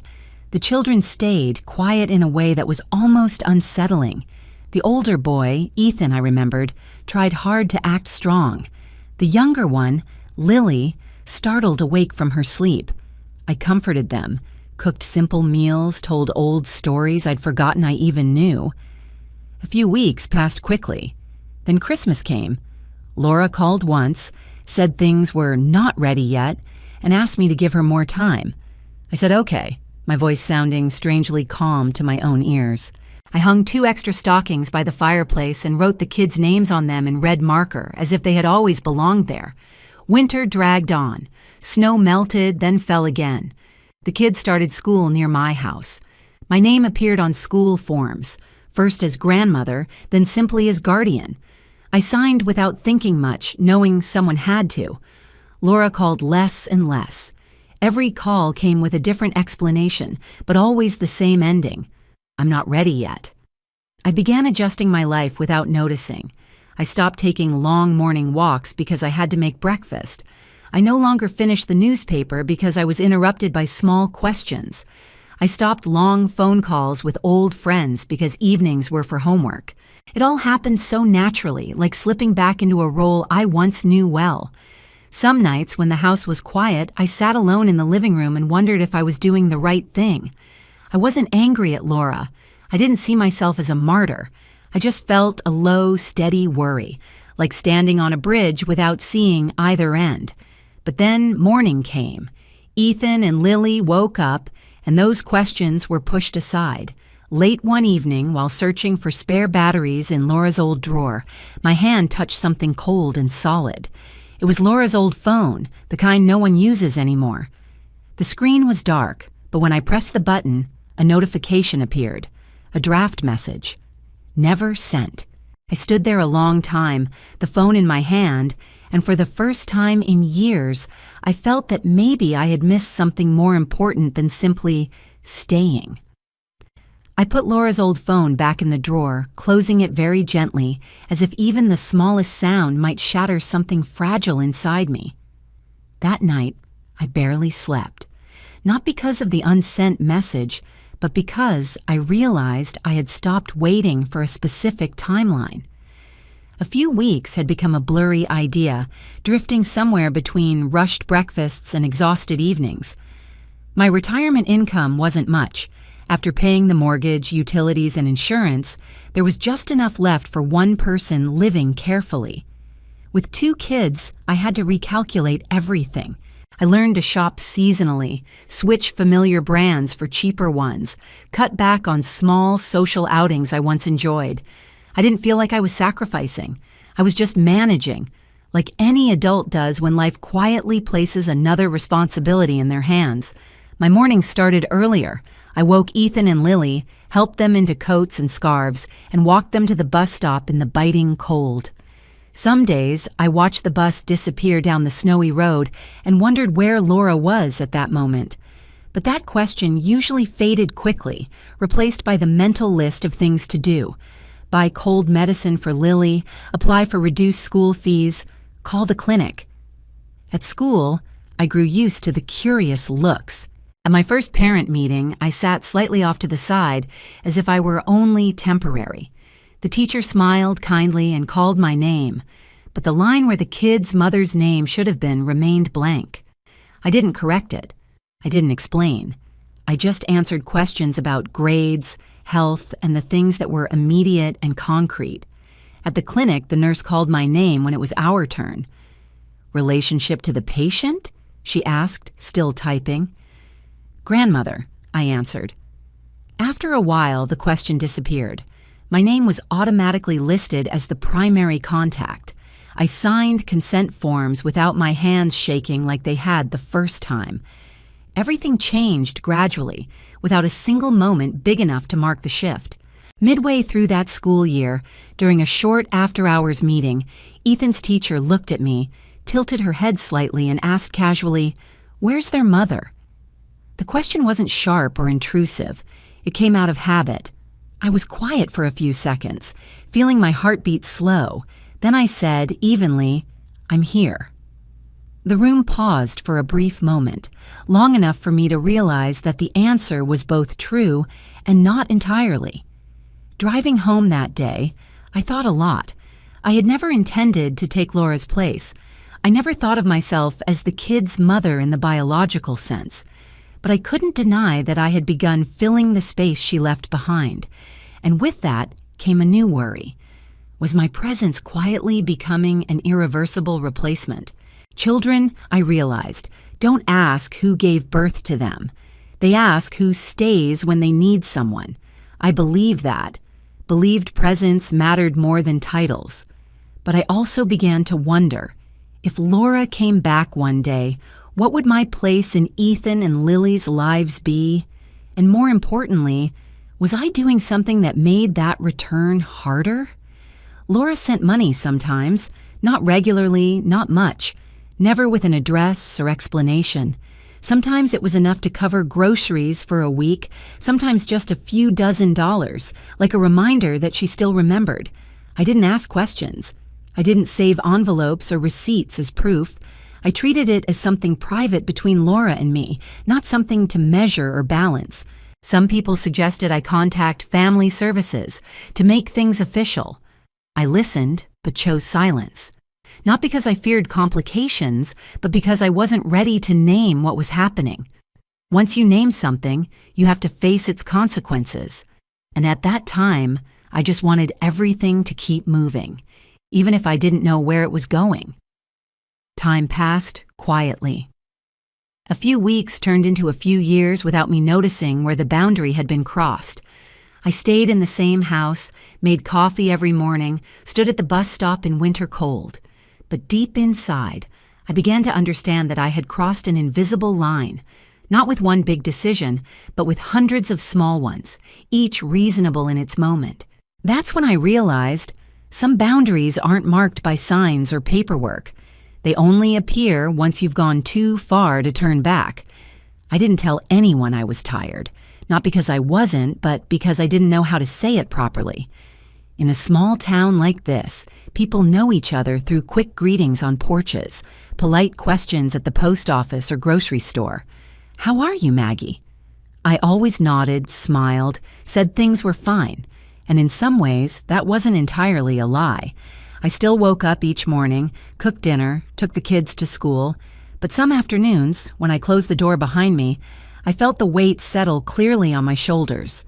I hid that exhaustion out of habit. I didn't complain to neighbors or call old friends to vent.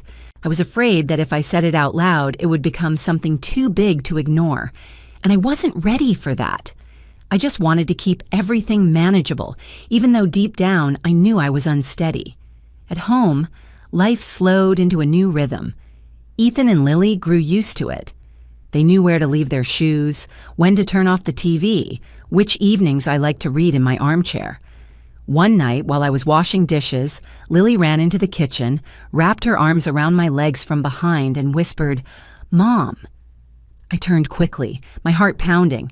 I corrected her right away, almost by reflex. "Call me Grandma, sweetheart." Lily looked up, a little confused, then nodded and ran off like nothing had happened. But later, I stopped correcting them. Sometimes Ethan called me Mom when he needed help with homework. Sometimes Lily said it in the middle of the night after a nightmare. I heard it. I knew it. And I stayed silent. I told myself it was just a habit, that it didn't mean anything deeper. But each time, a feeling rose in me that was hard to name, warm and heavy at the same time. One evening, sitting alone in the living room after the kids were asleep, I blamed myself for not correcting it again. I wondered if my silence was a kind of quiet consent. I loved them, that I couldn't deny. But I was also afraid. Afraid I was going too far. Afraid that one day Laura would return and find something had changed beyond repair. And in that fear, there was guilt. Guilt because I knew I wasn't entirely innocent in this closeness. Laura still called, but rarely. The calls were short, her voice tired, as if she were speaking while doing something else. She asked about the kids' health, a few general questions about school. I answered just enough. When I waited for words like, "I'm coming back soon," or "I'm trying to arrange things," she always changed the subject or ended the call with a rushed excuse. I didn't push. I didn't ask about money or dates. I didn't want to be pressure, and I didn't want to hear promises she might not even believe herself. Sometimes, after hanging up, I stared at the phone for a long time, wondering if my silence was another form of avoidance.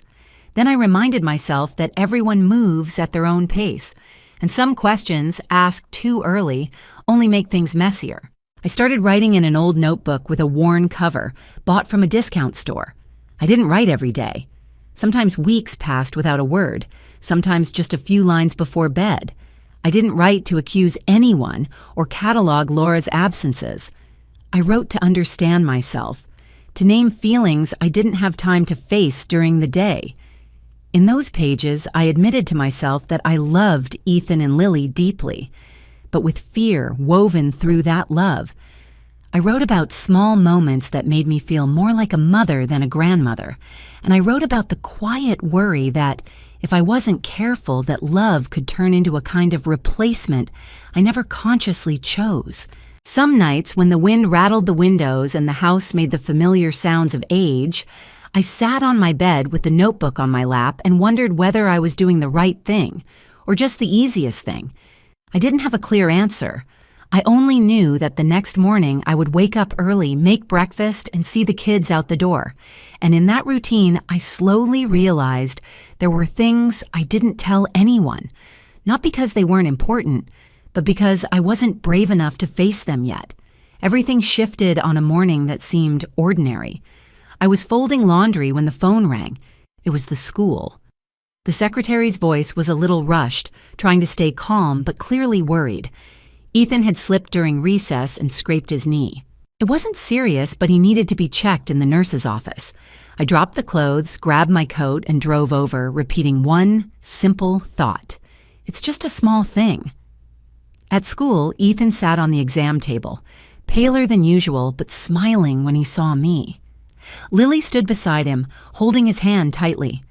I bent down, checked the scrape, feeling both relieved and tense. The nurse handed me a stack of forms and said she needed my signature to authorize an X-ray, just in case. I took the pen, skimmed the familiar lines, then stopped at a blank space at the bottom. "Who are you on the record?" the nurse asked gently, clearly. The question froze me. I looked at the paper, then at her waiting face. In that brief moment, all the years collapsed into a single point. Grandmother. Temporary caregiver, or simply the one who was there. I opened my mouth, ready to answer like always, but the words caught. I thought of Laura, not being there. I thought of Ethan, wincing in pain.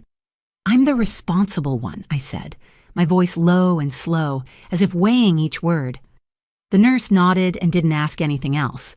She turned away to process the paperwork, leaving me with the pen and a strange sensation spreading through my body. I signed my name on the final line, my hand slightly shaking, the ink uneven. It was the first time I'd said those words out loud, and I knew, even if no one else heard, it had changed something. We went home that afternoon after the doctor confirmed it was only a minor injury. Ethan's knee was carefully bandaged. Lily was given a small candy to calm her. On the drive back, I drove slower than usual, my hands gripping the steering wheel. I didn't turn on the radio. The silence in the car was so thick I could hear my own breathing. At home, I helped Ethan into bed and made Lily a warm glass of milk. When everything settled, I went into the bathroom, locked the door, and leaned against the sink. My hands were trembling. Not violently, but enough for me to realize I wasn't as composed as I'd been at school. I looked at myself in the mirror, more gray in my hair than I remembered, tired eyes still trying to look steady. I wondered when I had become ready to say, I'm responsible, in my daughter's place, and whether it was a step I'd never be able to undo. That evening, after the kids were asleep, I sat alone in the living room with only the soft yellow light of a table lamp. I opened the drawer where I kept Laura's old papers, originally looking for health insurance information. My hand brushed against a thin stack I hadn't touched in years. Among old bills and junk mail was a set of printed pages, the corners yellowed. It was an email, not one I'd received, but a printed draft with an unfinished subject line. I recognized Laura's writing immediately, short, broken sentences, as if she'd been thinking while typing. The message stopped midway, no greeting, no signature. She wrote about feeling overwhelmed, about being afraid she wasn't good enough to come back, about believing the kids would be better off staying with me. Then it ended abruptly, as if she'd deleted the urge to hit send.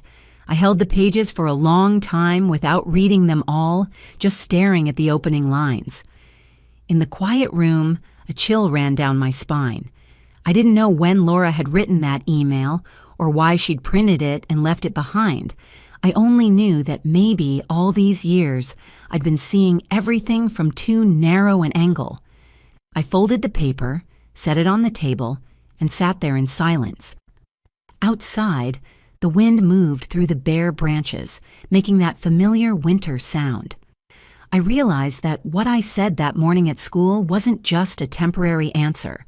It was a sign that I had reached a crossroads I'd never prepared for. And in my hands right now was an old piece of Laura, never sent, but enough to make me understand this story was far more complicated than simply who stayed and who left. I read that email slowly, one line at a time, as if the words might disappear if I went too fast. Laura didn't write anything specific about dates or plans. There was no, I'll be back in the spring, and there was no, I need 6 more months. Just short, scattered sentences about exhaustion. She wrote that every morning she woke up feeling out of breath, that the thought of coming back made her hands shake so badly she couldn't even type, that she was afraid of my eyes, afraid of the neighbors' questions, afraid of having to explain why she hadn't been able to do what everyone thought was obvious. The email stopped there, with no closing, like a breath cut off mid-inhale. I folded the paper and opened it again, trying to find some sign of calculation or selfishness, but there wasn't any. Only an exhaustion spreading through everything, the kind of exhaustion that doesn't need a clear reason. And in that moment, I realized what I hadn't dared to think for years. Laura hadn't disappeared from our lives. She was hiding from herself, hiding from expectations that maybe even I had accidentally put on her shoulders.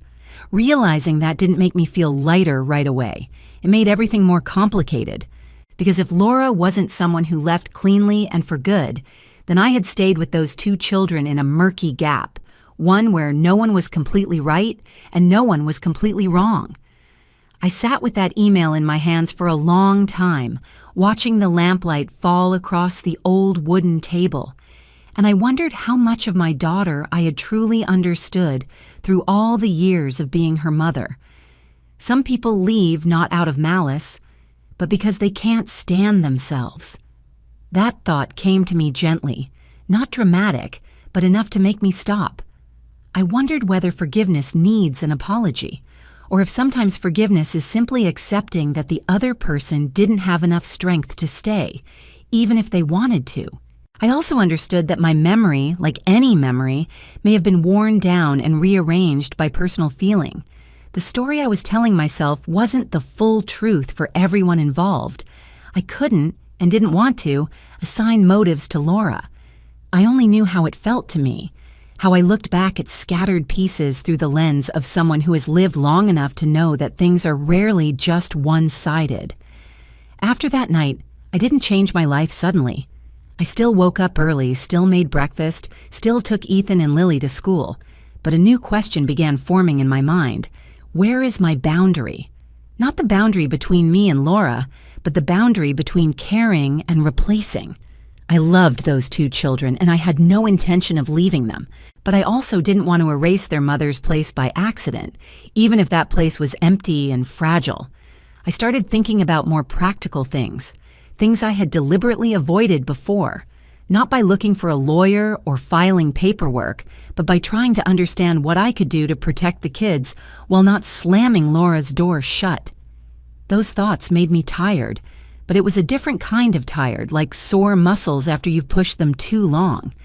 Instead of turning to legal processes, I went to a counselor in the next town over. She was a few years older than me, her voice low and unhurried, not quick to offer advice.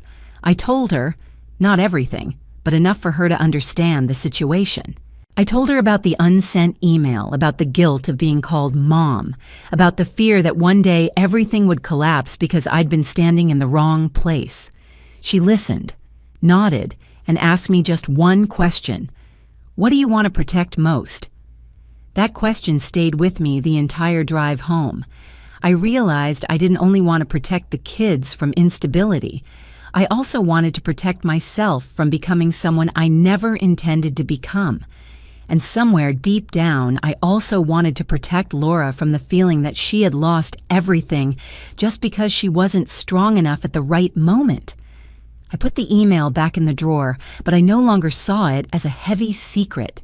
It became a reminder that this story wasn't as simple as I once believed. I kept raising the kids, but I started paying closer attention to small signs, to questions I needed to answer more honestly, even when the answers weren't clear yet. Outside the window, winter slowly gave way to longer days. The snow melted, revealing damp ground and the first tiny buds. I knew I was entering a different stage, one where I couldn't rely only on routine and silence, but at least this time, I didn't feel like I was walking in complete darkness. Time never warns you before it decides to speed up.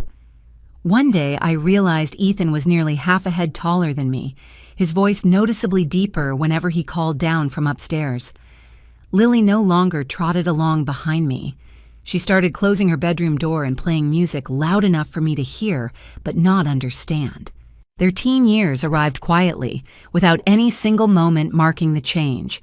It came in small shifts that added up into a distance I had to learn to accept. They knew I wasn't their biological mother. I never lied about that. From the beginning, I called Laura their mother, even as that name grew faint in everyday conversations. As he got older, Ethan started asking more, not in accusation, but with the curiosity of a child trying to piece his life together. I answered what I knew, without embellishing, without guessing. Lily listened more than she asked. Sometimes her eyes rested on me for a long time, as if weighing something she wasn't ready to say. One evening after dinner, Ethan stayed in the kitchen while I was washing dishes. He leaned against the counter, quiet for a moment, then said slowly, "You didn't give birth to me, but you never left me." He didn't raise his voice. It wasn't dramatic. It sounded like a conclusion he'd been thinking about for a long time. I stood with my back to him, my hands still in warm water, feeling my chest tighten. I didn't turn around, and I didn't answer. I just kept washing the last plate, dried my hands, and pulled out a pan to make dinner like I did every day. I didn't answer, not because I didn't know what to say, but because I was afraid my voice would shake if I spoke. Some sentences once said, "Stay with you for a long time." I needed time to place it where it belonged in my heart, instead of reacting immediately. Ethan didn't repeat it. He went upstairs, leaving me alone in the kitchen with the smell of onions and hot oil gently sizzling on the stove. Laura was completely silent during those years. No calls, no texts, no money sent. That silence was different from earlier gaps. It was thicker, more sealed, like a door closed carefully and fully. I didn't know where she was or how she was living. Sometimes I thought about trying to find out, asking someone to check, but I stopped myself. I had learned that some doors, if you knock too hard, only hurt both sides. I started thinking more about Ethan and Lily's future, not the specific kind, what school, what career, but their emotional future. I wondered what would happen when I no longer had the strength to be here every day. I didn't start legal paperwork or draw up documents. I just prepared myself, and I prepared them in the ways I knew. I taught Ethan how to manage allowance money, not through long lectures, but by letting him make small mistakes. I taught Lily how to cook a few simple meals, not because she would have to fend for herself soon, but because I wanted her to know she could. I talked to them about leaving home, about the mix of excitement and fear when you step into the world. I didn't say I would always be here. I only said that wherever they went, they would always have the right to come back, even if one day I wasn't in this house anymore. On quiet evenings, when the kids were in their own corners with their own worlds, I sat in the living room reading or knitting. I thought of Laura, not with anger anymore, not with blame, but with a sadness that had softened. I wondered whether she knew how much her children had grown, what they had said, who they were becoming. But I didn't write a letter or leave a message. I didn't want to disturb a silence that Laura might need just to keep going. Sometimes, rarely, I felt like I was standing between two shores. On one side was the responsibility I'd carried for years. On the other was the truth that I couldn't keep everything intact forever. I reminded myself that everything would have to change, whether I was ready or not. Change isn't always loss. Sometimes it's simply a different shape of continuing. Late one night, I turned off the kitchen light and stood there, looking at the house in the dark. I could see the marks of time, scuffs on the walls, a chair with a loose screw, an entry rug worn thin. I could also see what couldn't be seen, attachment, words that were never answered, roles that shifted without anyone declaring them. I knew I couldn't control the future, and I couldn't fix the past. The only thing I could do was be here one more day, with a clearer awareness of my own boundaries. And with that awareness, I began to accept that what I'd called stability all those years was really just a pause before everything moved into another stage. I didn't know what that stage would look like. I only knew that when it came, I wouldn't be as shocked as before. The call came late in the afternoon while I was folding a blanket on the sofa. The last sunlight angled through the window, making dust float visibly in the air. The number on the screen wasn't saved, an unfamiliar string of digits that made me hesitate for a couple of beats before picking up. I had gotten so used to expecting nothing from this phone that the ringing sounded like it belonged to someone else's life. "Hello?" I said, my voice so normal it surprised even me. On the other end, there was a brief silence. Then Laura's voice came through. Not loud, not shaky, not like the Laura from 16 years ago. It was lower, slower, as if it had passed through many layers of exhaustion. "Mom, it's me." 2 words, but enough to make me grip the edge of the table. She didn't apologize. She didn't say she had been wrong. She didn't complain or blame anyone. She only said she wanted to talk. That word choice threw me. Talk about what, after all those years of silence? I didn't ask right away. I let Laura continue, let the rhythm of the call find its footing. "I think it's time. I should talk to you," Laura said, like she was reading a sentence she'd rehearsed many times. I could hear a familiar hesitation in her voice, the same hesitation I used to hear when she was about to say something hard. Then, without warning, Laura said something that tightened my chest. "You've done more than your part, Mom." It wasn't sharp. It wasn't accusatory. It was simply a statement laid down gently, but it felt heavy as stone. I didn't react right away. I looked out the window at the grass turning pale yellow and felt my deepest fear being touched. For years, I had asked myself whether I was doing too much, whether my steady presence had accidentally pushed Laura farther away. Hearing her say it herself, even as just one sentence, knocked me off balance for a moment. But at the same time, I realized her voice didn't carry resentment. It sounded like someone trying to set a boundary without being sure where that boundary truly was. Laura kept talking, a little faster now, as if afraid I would cut her off. She said she wasn't calling to take the kids, not calling for money, not calling to change what existed. "I just want to connect," she said. The word connect sounded strange, almost like it didn't belong to us. I wondered if she even knew what she was asking for, or if she was reaching for a safe word to cover something unsteady. I listened, but my thoughts tangled. I had gotten used to having a clear villain to face. Absence, silence, years without explanation. But now, there was no obvious bad person. No one for me to be angry at. No one for me to condemn.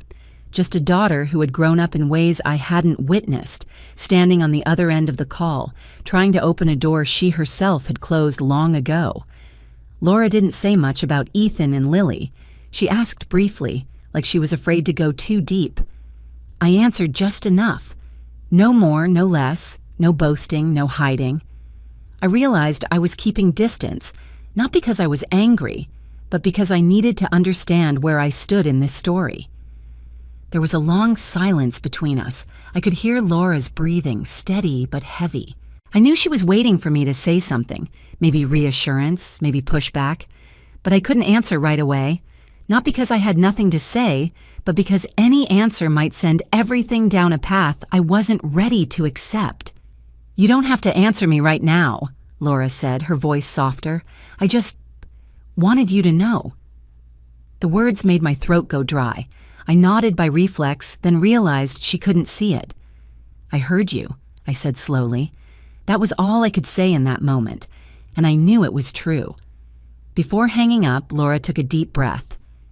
"If you're okay with it," she said, "we could meet in person." The last two words were barely spoken, as if she was afraid they would disappear if she said them out loud. I didn't answer immediately. I looked around the familiar room where every object belonged to a life Laura no longer fit into. I could feel hesitation pulling me in two directions. "Let me think about it," I said at last. Not a no, not a yes.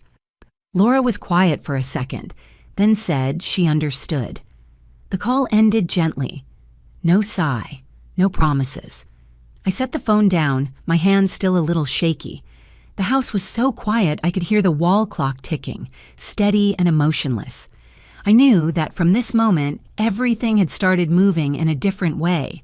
And even though I hadn't answered, Laura's request to meet in person hung in the air like a question with no period.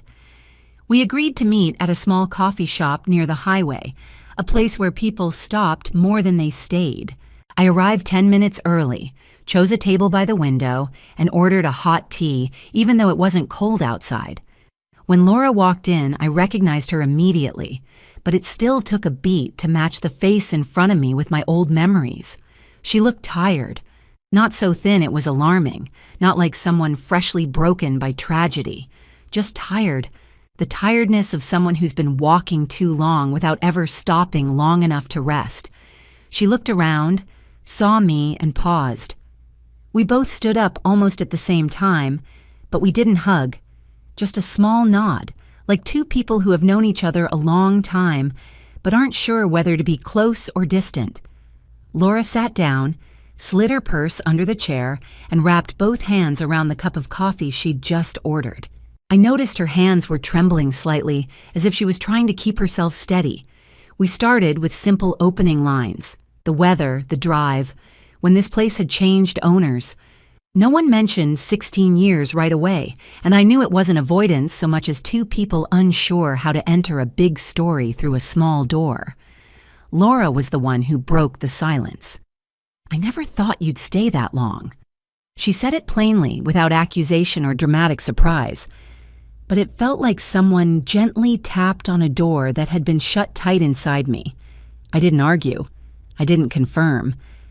I just looked at her and realized there was both acknowledgement and helplessness in that sentence. In that moment, I understood that neither of us had been prepared for this. Laura hadn't been prepared to leave the kids for so long. I hadn't been prepared to be the one who stayed for that long. We had stepped into a wordless agreement, each carrying our own assumptions, and then we let time do what it does.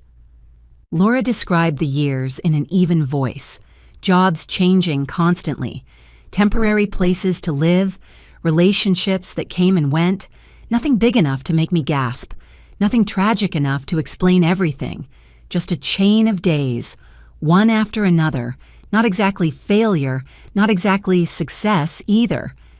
I listened without interrupting, without trying to force cause and effect into order. When it was my turn, I did the same. I talked about Ethan and Lily, but not too much. I talked about them growing up, about ordinary changes. I didn't mention sleepless nights or the times I blamed myself, not because I wanted to hide it, but because I didn't want this meeting to become a balance sheet of merit and fault. There was a moment when Laura stopped and looked straight at me, her eyes not turning away. Suddenly, I realized she was waiting for something decisive. Maybe forgiveness, maybe a late-coming accusation. But I didn't give her either. I just sat there, feeling my daughter's presence after all those years, and let that feeling find its own place. Staying is a choice, not an instinct. That thought became very clear in me. I had chosen to stay, day after day, not because I couldn't leave, but because on each of those days, staying made the most sense. But if someone comes back late, what rights do they still have? The right to be called mom? The right to step into the lives of children who grew up without them? I didn't have an answer, and I wasn't sure an answer even existed. We didn't make any agreement. We didn't promise anything about the future. There were no tears. Laura didn't apologize, and I didn't demand one. Maybe because we both understood that some apologies, when they come too late, only make everything heavier. We ended the meeting with a light handshake, like two people who had said enough for today. On the way home, I drove slower than usual. The familiar road stretched ahead, but I felt like I was moving through it in a different state. Not relief, not pain, just emptiness, like a room had been cleared out, but nothing had been put back yet. When I opened the door and stepped inside, I paused at the threshold. The house was quiet, smelling of old wood and familiar soap. I realized that meeting hadn't closed anything, but it had opened a new space inside me. A space with no noise, no climax, only the truth that this story had moved into another chapter. And even though I didn't know where that chapter would lead, I knew I wasn't standing in the same place anymore. I didn't tell Ethan and Lily right after the meeting. I needed a few days for my feelings to settle, to make sure that when I opened my mouth, I wasn't speaking from my own confusion. One evening, after dinner, when the dishes were put away and the kitchen had returned to its familiar quiet, I asked them to sit down at the table. Not with a serious tone, and not like I was preparing some big announcement. I just said I wanted to talk, and they nodded, each in their own way. I told them about meeting their mother. No embellishing, no softening, no exaggerating. I said that Laura wanted to reconnect, that she hadn't made any demands, and that everything was still open. I stopped there and let the words find their own way. I didn't tell them what they should do. I didn't suggest any path is right. I only said this was their story, and they had the right to feel it in their own way. Ethan reacted first. He stayed quiet for a long time, staring down at the tabletop, his fingers lightly tapping the wood edge like he was counting time. Then he looked up and asked a blunt question. "What do you want us to do?" That question, even though it was short, held all the hesitation of someone standing at a crossroads. I looked him straight in the eye and answered slowly, making sure I wasn't accidentally steering him. "I don't need to be chosen," I said. "I just need you to be yourselves." The words hung in the quiet kitchen. No raised voice, no martyrdom in them. It was simply the truth it had taken me years to name. Lily was different. She didn't say anything right away. She looked at me, then at her brother, then out the window as if she were searching for something to hold on to. Finally, Lily asked softly, "If we want to see Mom, will you be sad?" The question touched a very tender place in me. I didn't answer immediately, not because I didn't know, but because I needed to be sure my answer wouldn't put more weight on her shoulders. "I might be sad," I said honestly, "but that's my feeling, not your responsibility." I watched Lily exhale in relief, as if she'd just been allowed to admit something she'd been carrying for a long time. In the days that followed, their reactions stayed different. Ethan grew quieter, spending more time in his room, listening to music and thinking. Lily asked more, small questions that went straight to the core: what their mother liked, what she used to be like, why things had turned out this way. I answered as best I could, always stopping at the boundary of guessing. I didn't want to speak for Laura, and I didn't want to paint a picture I wasn't even sure about myself. I learned how to step back, both literally and in the way it mattered. I didn't stand outside their door when they were on the phone. I didn't ask after every conversation what they'd said. I let silence have its place. That wasn't easy. Sometimes instinct pulled me forward, wanting to protect, wanting to control. But I reminded myself that love isn't always about being the closest one. No one won in those conversations. No one lost either. There was no neat closure, no shared decision made in a single evening. Just overlapping thoughts, feelings not yet named. And I slowly understood that uncertainty isn't the enemy. Sometimes it's the space each person needs to find their own rhythm. One night, after everyone was asleep, I sat alone in the living room and looked around at the familiar things. I could see traces of different seasons layered on top of each other. The years when it was only me, the years with children's laughter added in, and now this stage where everything was beginning to shift. I didn't know how it would end. I didn't know whether today's choices would pull us closer together or push us farther apart. But I knew one thing. For the first time in a long time, I wasn't trying to write a script for anyone. I wasn't trying to make this story right by some standard. I was just standing here, ready to receive whatever came, whatever shape it took. And in that acceptance, I felt a strange kind of relief, like I'd just set down a burden I'd always believed I could never put down. I knew we were getting close to a point where things would have to change more clearly. Not right now, but soon. And when that time came, I wanted to have enough calm to neither cling nor push away. Just to be there, at the right time, in the right role. The decision didn't arrive in a single day, and it wasn't spoken in one sentence. It formed slowly, through long evenings, through the times Ethan stayed quiet longer than usual, through Lily's eyes whenever she looked at her brother. I didn't ask either of them first.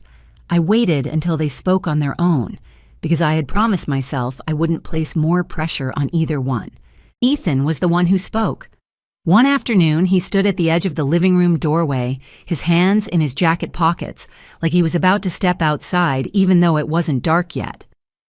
"Grandma," he said, his voice low and steady, "I want to try living with Mom for a while." I looked at him for a long time. There was no impulse in his words, no challenge, just a desire to try, to know, to experience for himself the part of life he'd been missing. Lily didn't say anything right then. She sat in her chair, gripping the hem of her shirt, her eyes fixed on the floor. I turned to her, not asking, "Are you going?" but asking, "How do you feel?" Lily looked up, her eyes wet but her voice very clear. "I want to stay." No explanation, just stay. In that moment, I felt something inside me split in two. One half wanted to keep Ethan here, wanted to say he didn't have to go anywhere to understand where he belonged. The other half understood that if I stopped him, I would only repeat another cycle. It hurt in a very quiet way, but I didn't stop him. I didn't argue, I only nodded. "I'm not holding you," I said to Ethan slowly, letting each word settle. "I'm just opening the door." I saw his shoulders loosen a little, like he'd just been given permission to breathe. Lily turned to look at me, her eyes wavering but not accusing. I placed my hand over hers, felt that familiar warmth, and knew the three of us were stepping into a hard season. Laura didn't promise anything. When I called her to tell her about Ethan's decision, Laura only said she understood. No, everything will be okay. No, don't worry, Mom. Just understood. I didn't know what that meant in real life, but I didn't ask for more. I'd learned that some promises only soothe you for a moment, then leave behind empty spaces that are hard to fill. On the day Ethan left, I helped him pack. Not much. Clothes, a few books, an old pair of headphones. We worked in silence, not because of tension, but because no one wanted to say something too big in a small room. When Laura came to pick him up, we stood on the front porch. Ethan hugged Lily very tightly, longer than I expected. Lily cried, but she didn't cling to her brother's shirt. She stood straight, like she'd decided she wouldn't make things harder. Ethan hugged me last. "I'll call," he said. I nodded and didn't add any warnings or advice. I knew if I started, I wouldn't know where to stop. When the car pulled away, I watched until it disappeared at the end of the road. Then I went inside, closed the door, and for the first time in a long time, the house felt quiet in a different way. The emptiness showed up fast, not because there was less noise, but because a familiar rhythm was missing. A mug no one used anymore, a pair of shoes no longer in the corner by the door. Lily and I adjusted our routine slowly, like two people learning how to live in a space that had changed shape. I learned to accept that this family no longer had its old form, and maybe never would again. Some evenings, after Lily had fallen asleep, I sat alone in the living room and listened to the wind outside the window. I didn't blame myself, and I didn't comfort myself either. I just let the emptiness exist, without trying to fill it. I understood that emptiness was the price of not clinging, and I accepted paying it. One morning, a few weeks later, I opened the mailbox out front like I always did. Between bills and junk mail, there was a cream-colored envelope, handwriting that felt familiar, but I had to look twice to recognize. My name was written neatly and slowly, as if the writer had weighed every stroke. I stood on the porch for a long time with the envelope in my hand, not opening it right away. I knew that whatever was inside, it would force me to take one more step into this story. And this time, I wasn't sure whether I was ready. I opened the letter in the afternoon, while Lily was still at school, and the house was so quiet I could hear the paper softly rustling in my hands. The envelope wasn't sealed with glue, just carefully folded shut. Inside were a few handwritten pages in Laura's writing, no longer as rushed as I remembered, but still with the familiar rhythm of someone who often pauses mid-sentence to think. There was no apology at the start. No, "Mom, I was wrong," and no words trying to smooth things over. Laura began by admitting her own weakness. She wrote that there had been days she woke up without the strength to even name herself, days when every choice felt heavy as stone. She wrote about the fear of coming back and discovering that everyone was better off without her, a fear that makes someone want to return and disappear at the same time. She didn't blame me, and she didn't blame circumstances. She only wrote that, at certain times, she hadn't been strong enough to do what needed to be done. I read slowly, not because the handwriting was hard, but because I wanted each sentence to have time to settle. In some parts, Laura admitted she had leaned on me, staying like a life preserver, without having the courage to ask how long that life preserver could hold. In other parts, she wrote that when she heard me say, "I'm just opening the door," she understood that some doors can't be pulled toward yourself forever. She wrote that she didn't know where the future would go, but she knew she no longer wanted to hide in silence. There were no promises in the letter, no concrete plan, no clear proposal to rebuild anything, only an admission that she had been weak, afraid, and had chosen to retreat instead of face things. And maybe, for Laura, being able to write that down was already a long distance from 16 years ago. I folded the letter, set it on the table, and sat still. In that moment, I realized I didn't feel angry. I didn't feel the relief I'd imagined either, just a different kind of quiet, deeper, with fewer sharp edges. I knew some people need an apology to move forward. I also knew that for some, when an apology comes too late, it can't do what everyone hopes it will.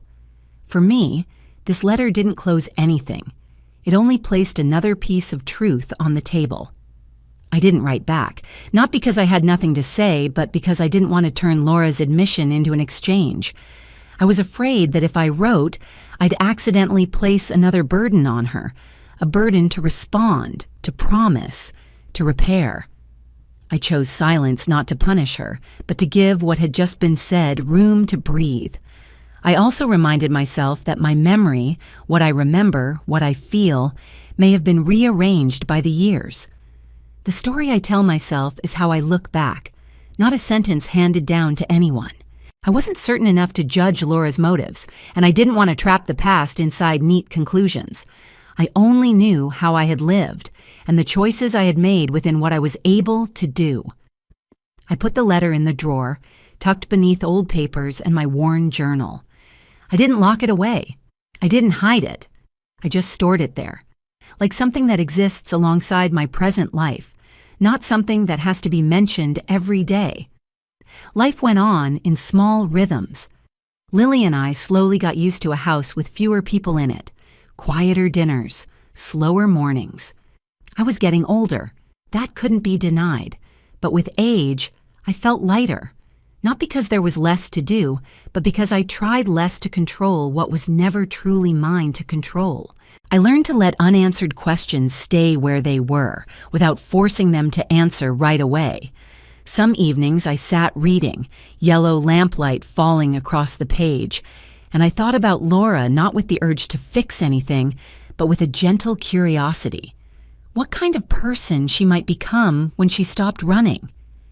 I thought about Ethan, about the road he was trying out, and I thought about Lily, who chose to stay but wasn't required to stand still. I realized that this family, even without its old shape, still existed, imperfect but real. When I closed the drawer, I didn't know how this story would end. Maybe there would be more meetings. Maybe there wouldn't. Maybe one day I'd write back, or maybe that letter would sit there for a very long time. What I knew for sure was that I no longer needed a clear conclusion in order to keep living. And maybe it was that uncertainty that brought me closer to what I'd been searching for years. A peace that doesn't come from everything being resolved, but from accepting things as they are. I returned the key on a quiet morning when the sun hadn't yet warmed the front step. Laura stood in the doorway holding a cup of cold coffee, looking at me like she was waiting for an opening line. I didn't have one. I just placed the key into her palm and slowly closed her fingers around it. No promises, no conditions, no instructions for the future, just returning something that had once been handed over at a time when we both believed it was temporary. Laura didn't ask why. She nodded lightly as if she understood some decisions don't need explaining. We stood there for a few more seconds, then I turned away. I didn't look back. Not out of coldness, but because I'd learned that in some moments, if you look 1 second longer, you'll want to hold on to more than you should. After that, time moved in a very different rhythm. Ethan visited often. He grew fast, bringing new stories, new questions that no longer searched for permission. We talked like people who know each other well, not to make up for anything, but to stay current with each other. Lily was different. She called, stopped by sometimes, but not regularly. There were long gaps, and I respected them. I understood that everyone keeps connection in their own way, some through presence, some through just enough distance. I lived alone again, not for the first time, but for the first time with a different feeling. The house no longer had to adjust to school schedules, early dinners, or late-night conversations. I rearranged things, not to erase traces, but to make room for the present. Some mornings, I made coffee for one, sat watching sunlight slide across the wooden floor, and realized I wasn't as empty as I'd once feared. I felt full in a quiet way. Our story wasn't complete. It didn't end with a family reunion meal or a promise kept perfectly, but it was real. Real in the way ordinary life usually is, with gaps, things left unsaid, and decisions without a soundtrack. I learned that family isn't about holding tight, but about knowing when to let go. Letting go isn't because the love is gone, but because you love in a way that doesn't leave someone gasping for air. Love doesn't guarantee happiness.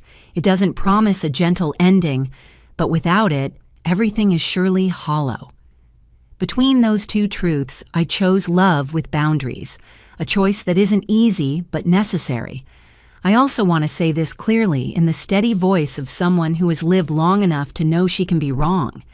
The story you've just heard is fictional, pieced together and edited from many slices of real life and human experience, told through my memory and personal interpretation. It isn't meant to confirm objective events. It doesn't represent absolute right and wrong. It doesn't assign motives, and it doesn't encourage anyone to copy what's done here. I'm telling it to reflect, not to judge. If, in real life, you're in a similar situation, pulled between love and boundaries, seek guidance, talk early with the people involved, and set clear boundaries. Slow, kind conversations often save more than rushed decisions. Before I end, I want to thank you for staying with me this far. If you're listening from some city out there, leave me a comment and tell me where you're from. If you've walked through fragile family boundaries, held on, let go, or are learning how to do both, share your experience. Tap like if this story touched you, subscribe and turn on notifications so you don't miss other everyday stories, slow, thoughtful, and not quick to conclude. Thank you for listening. Somewhere, maybe very close, I think we're all learning the same lesson, knowing when to hold the key and when to give it back.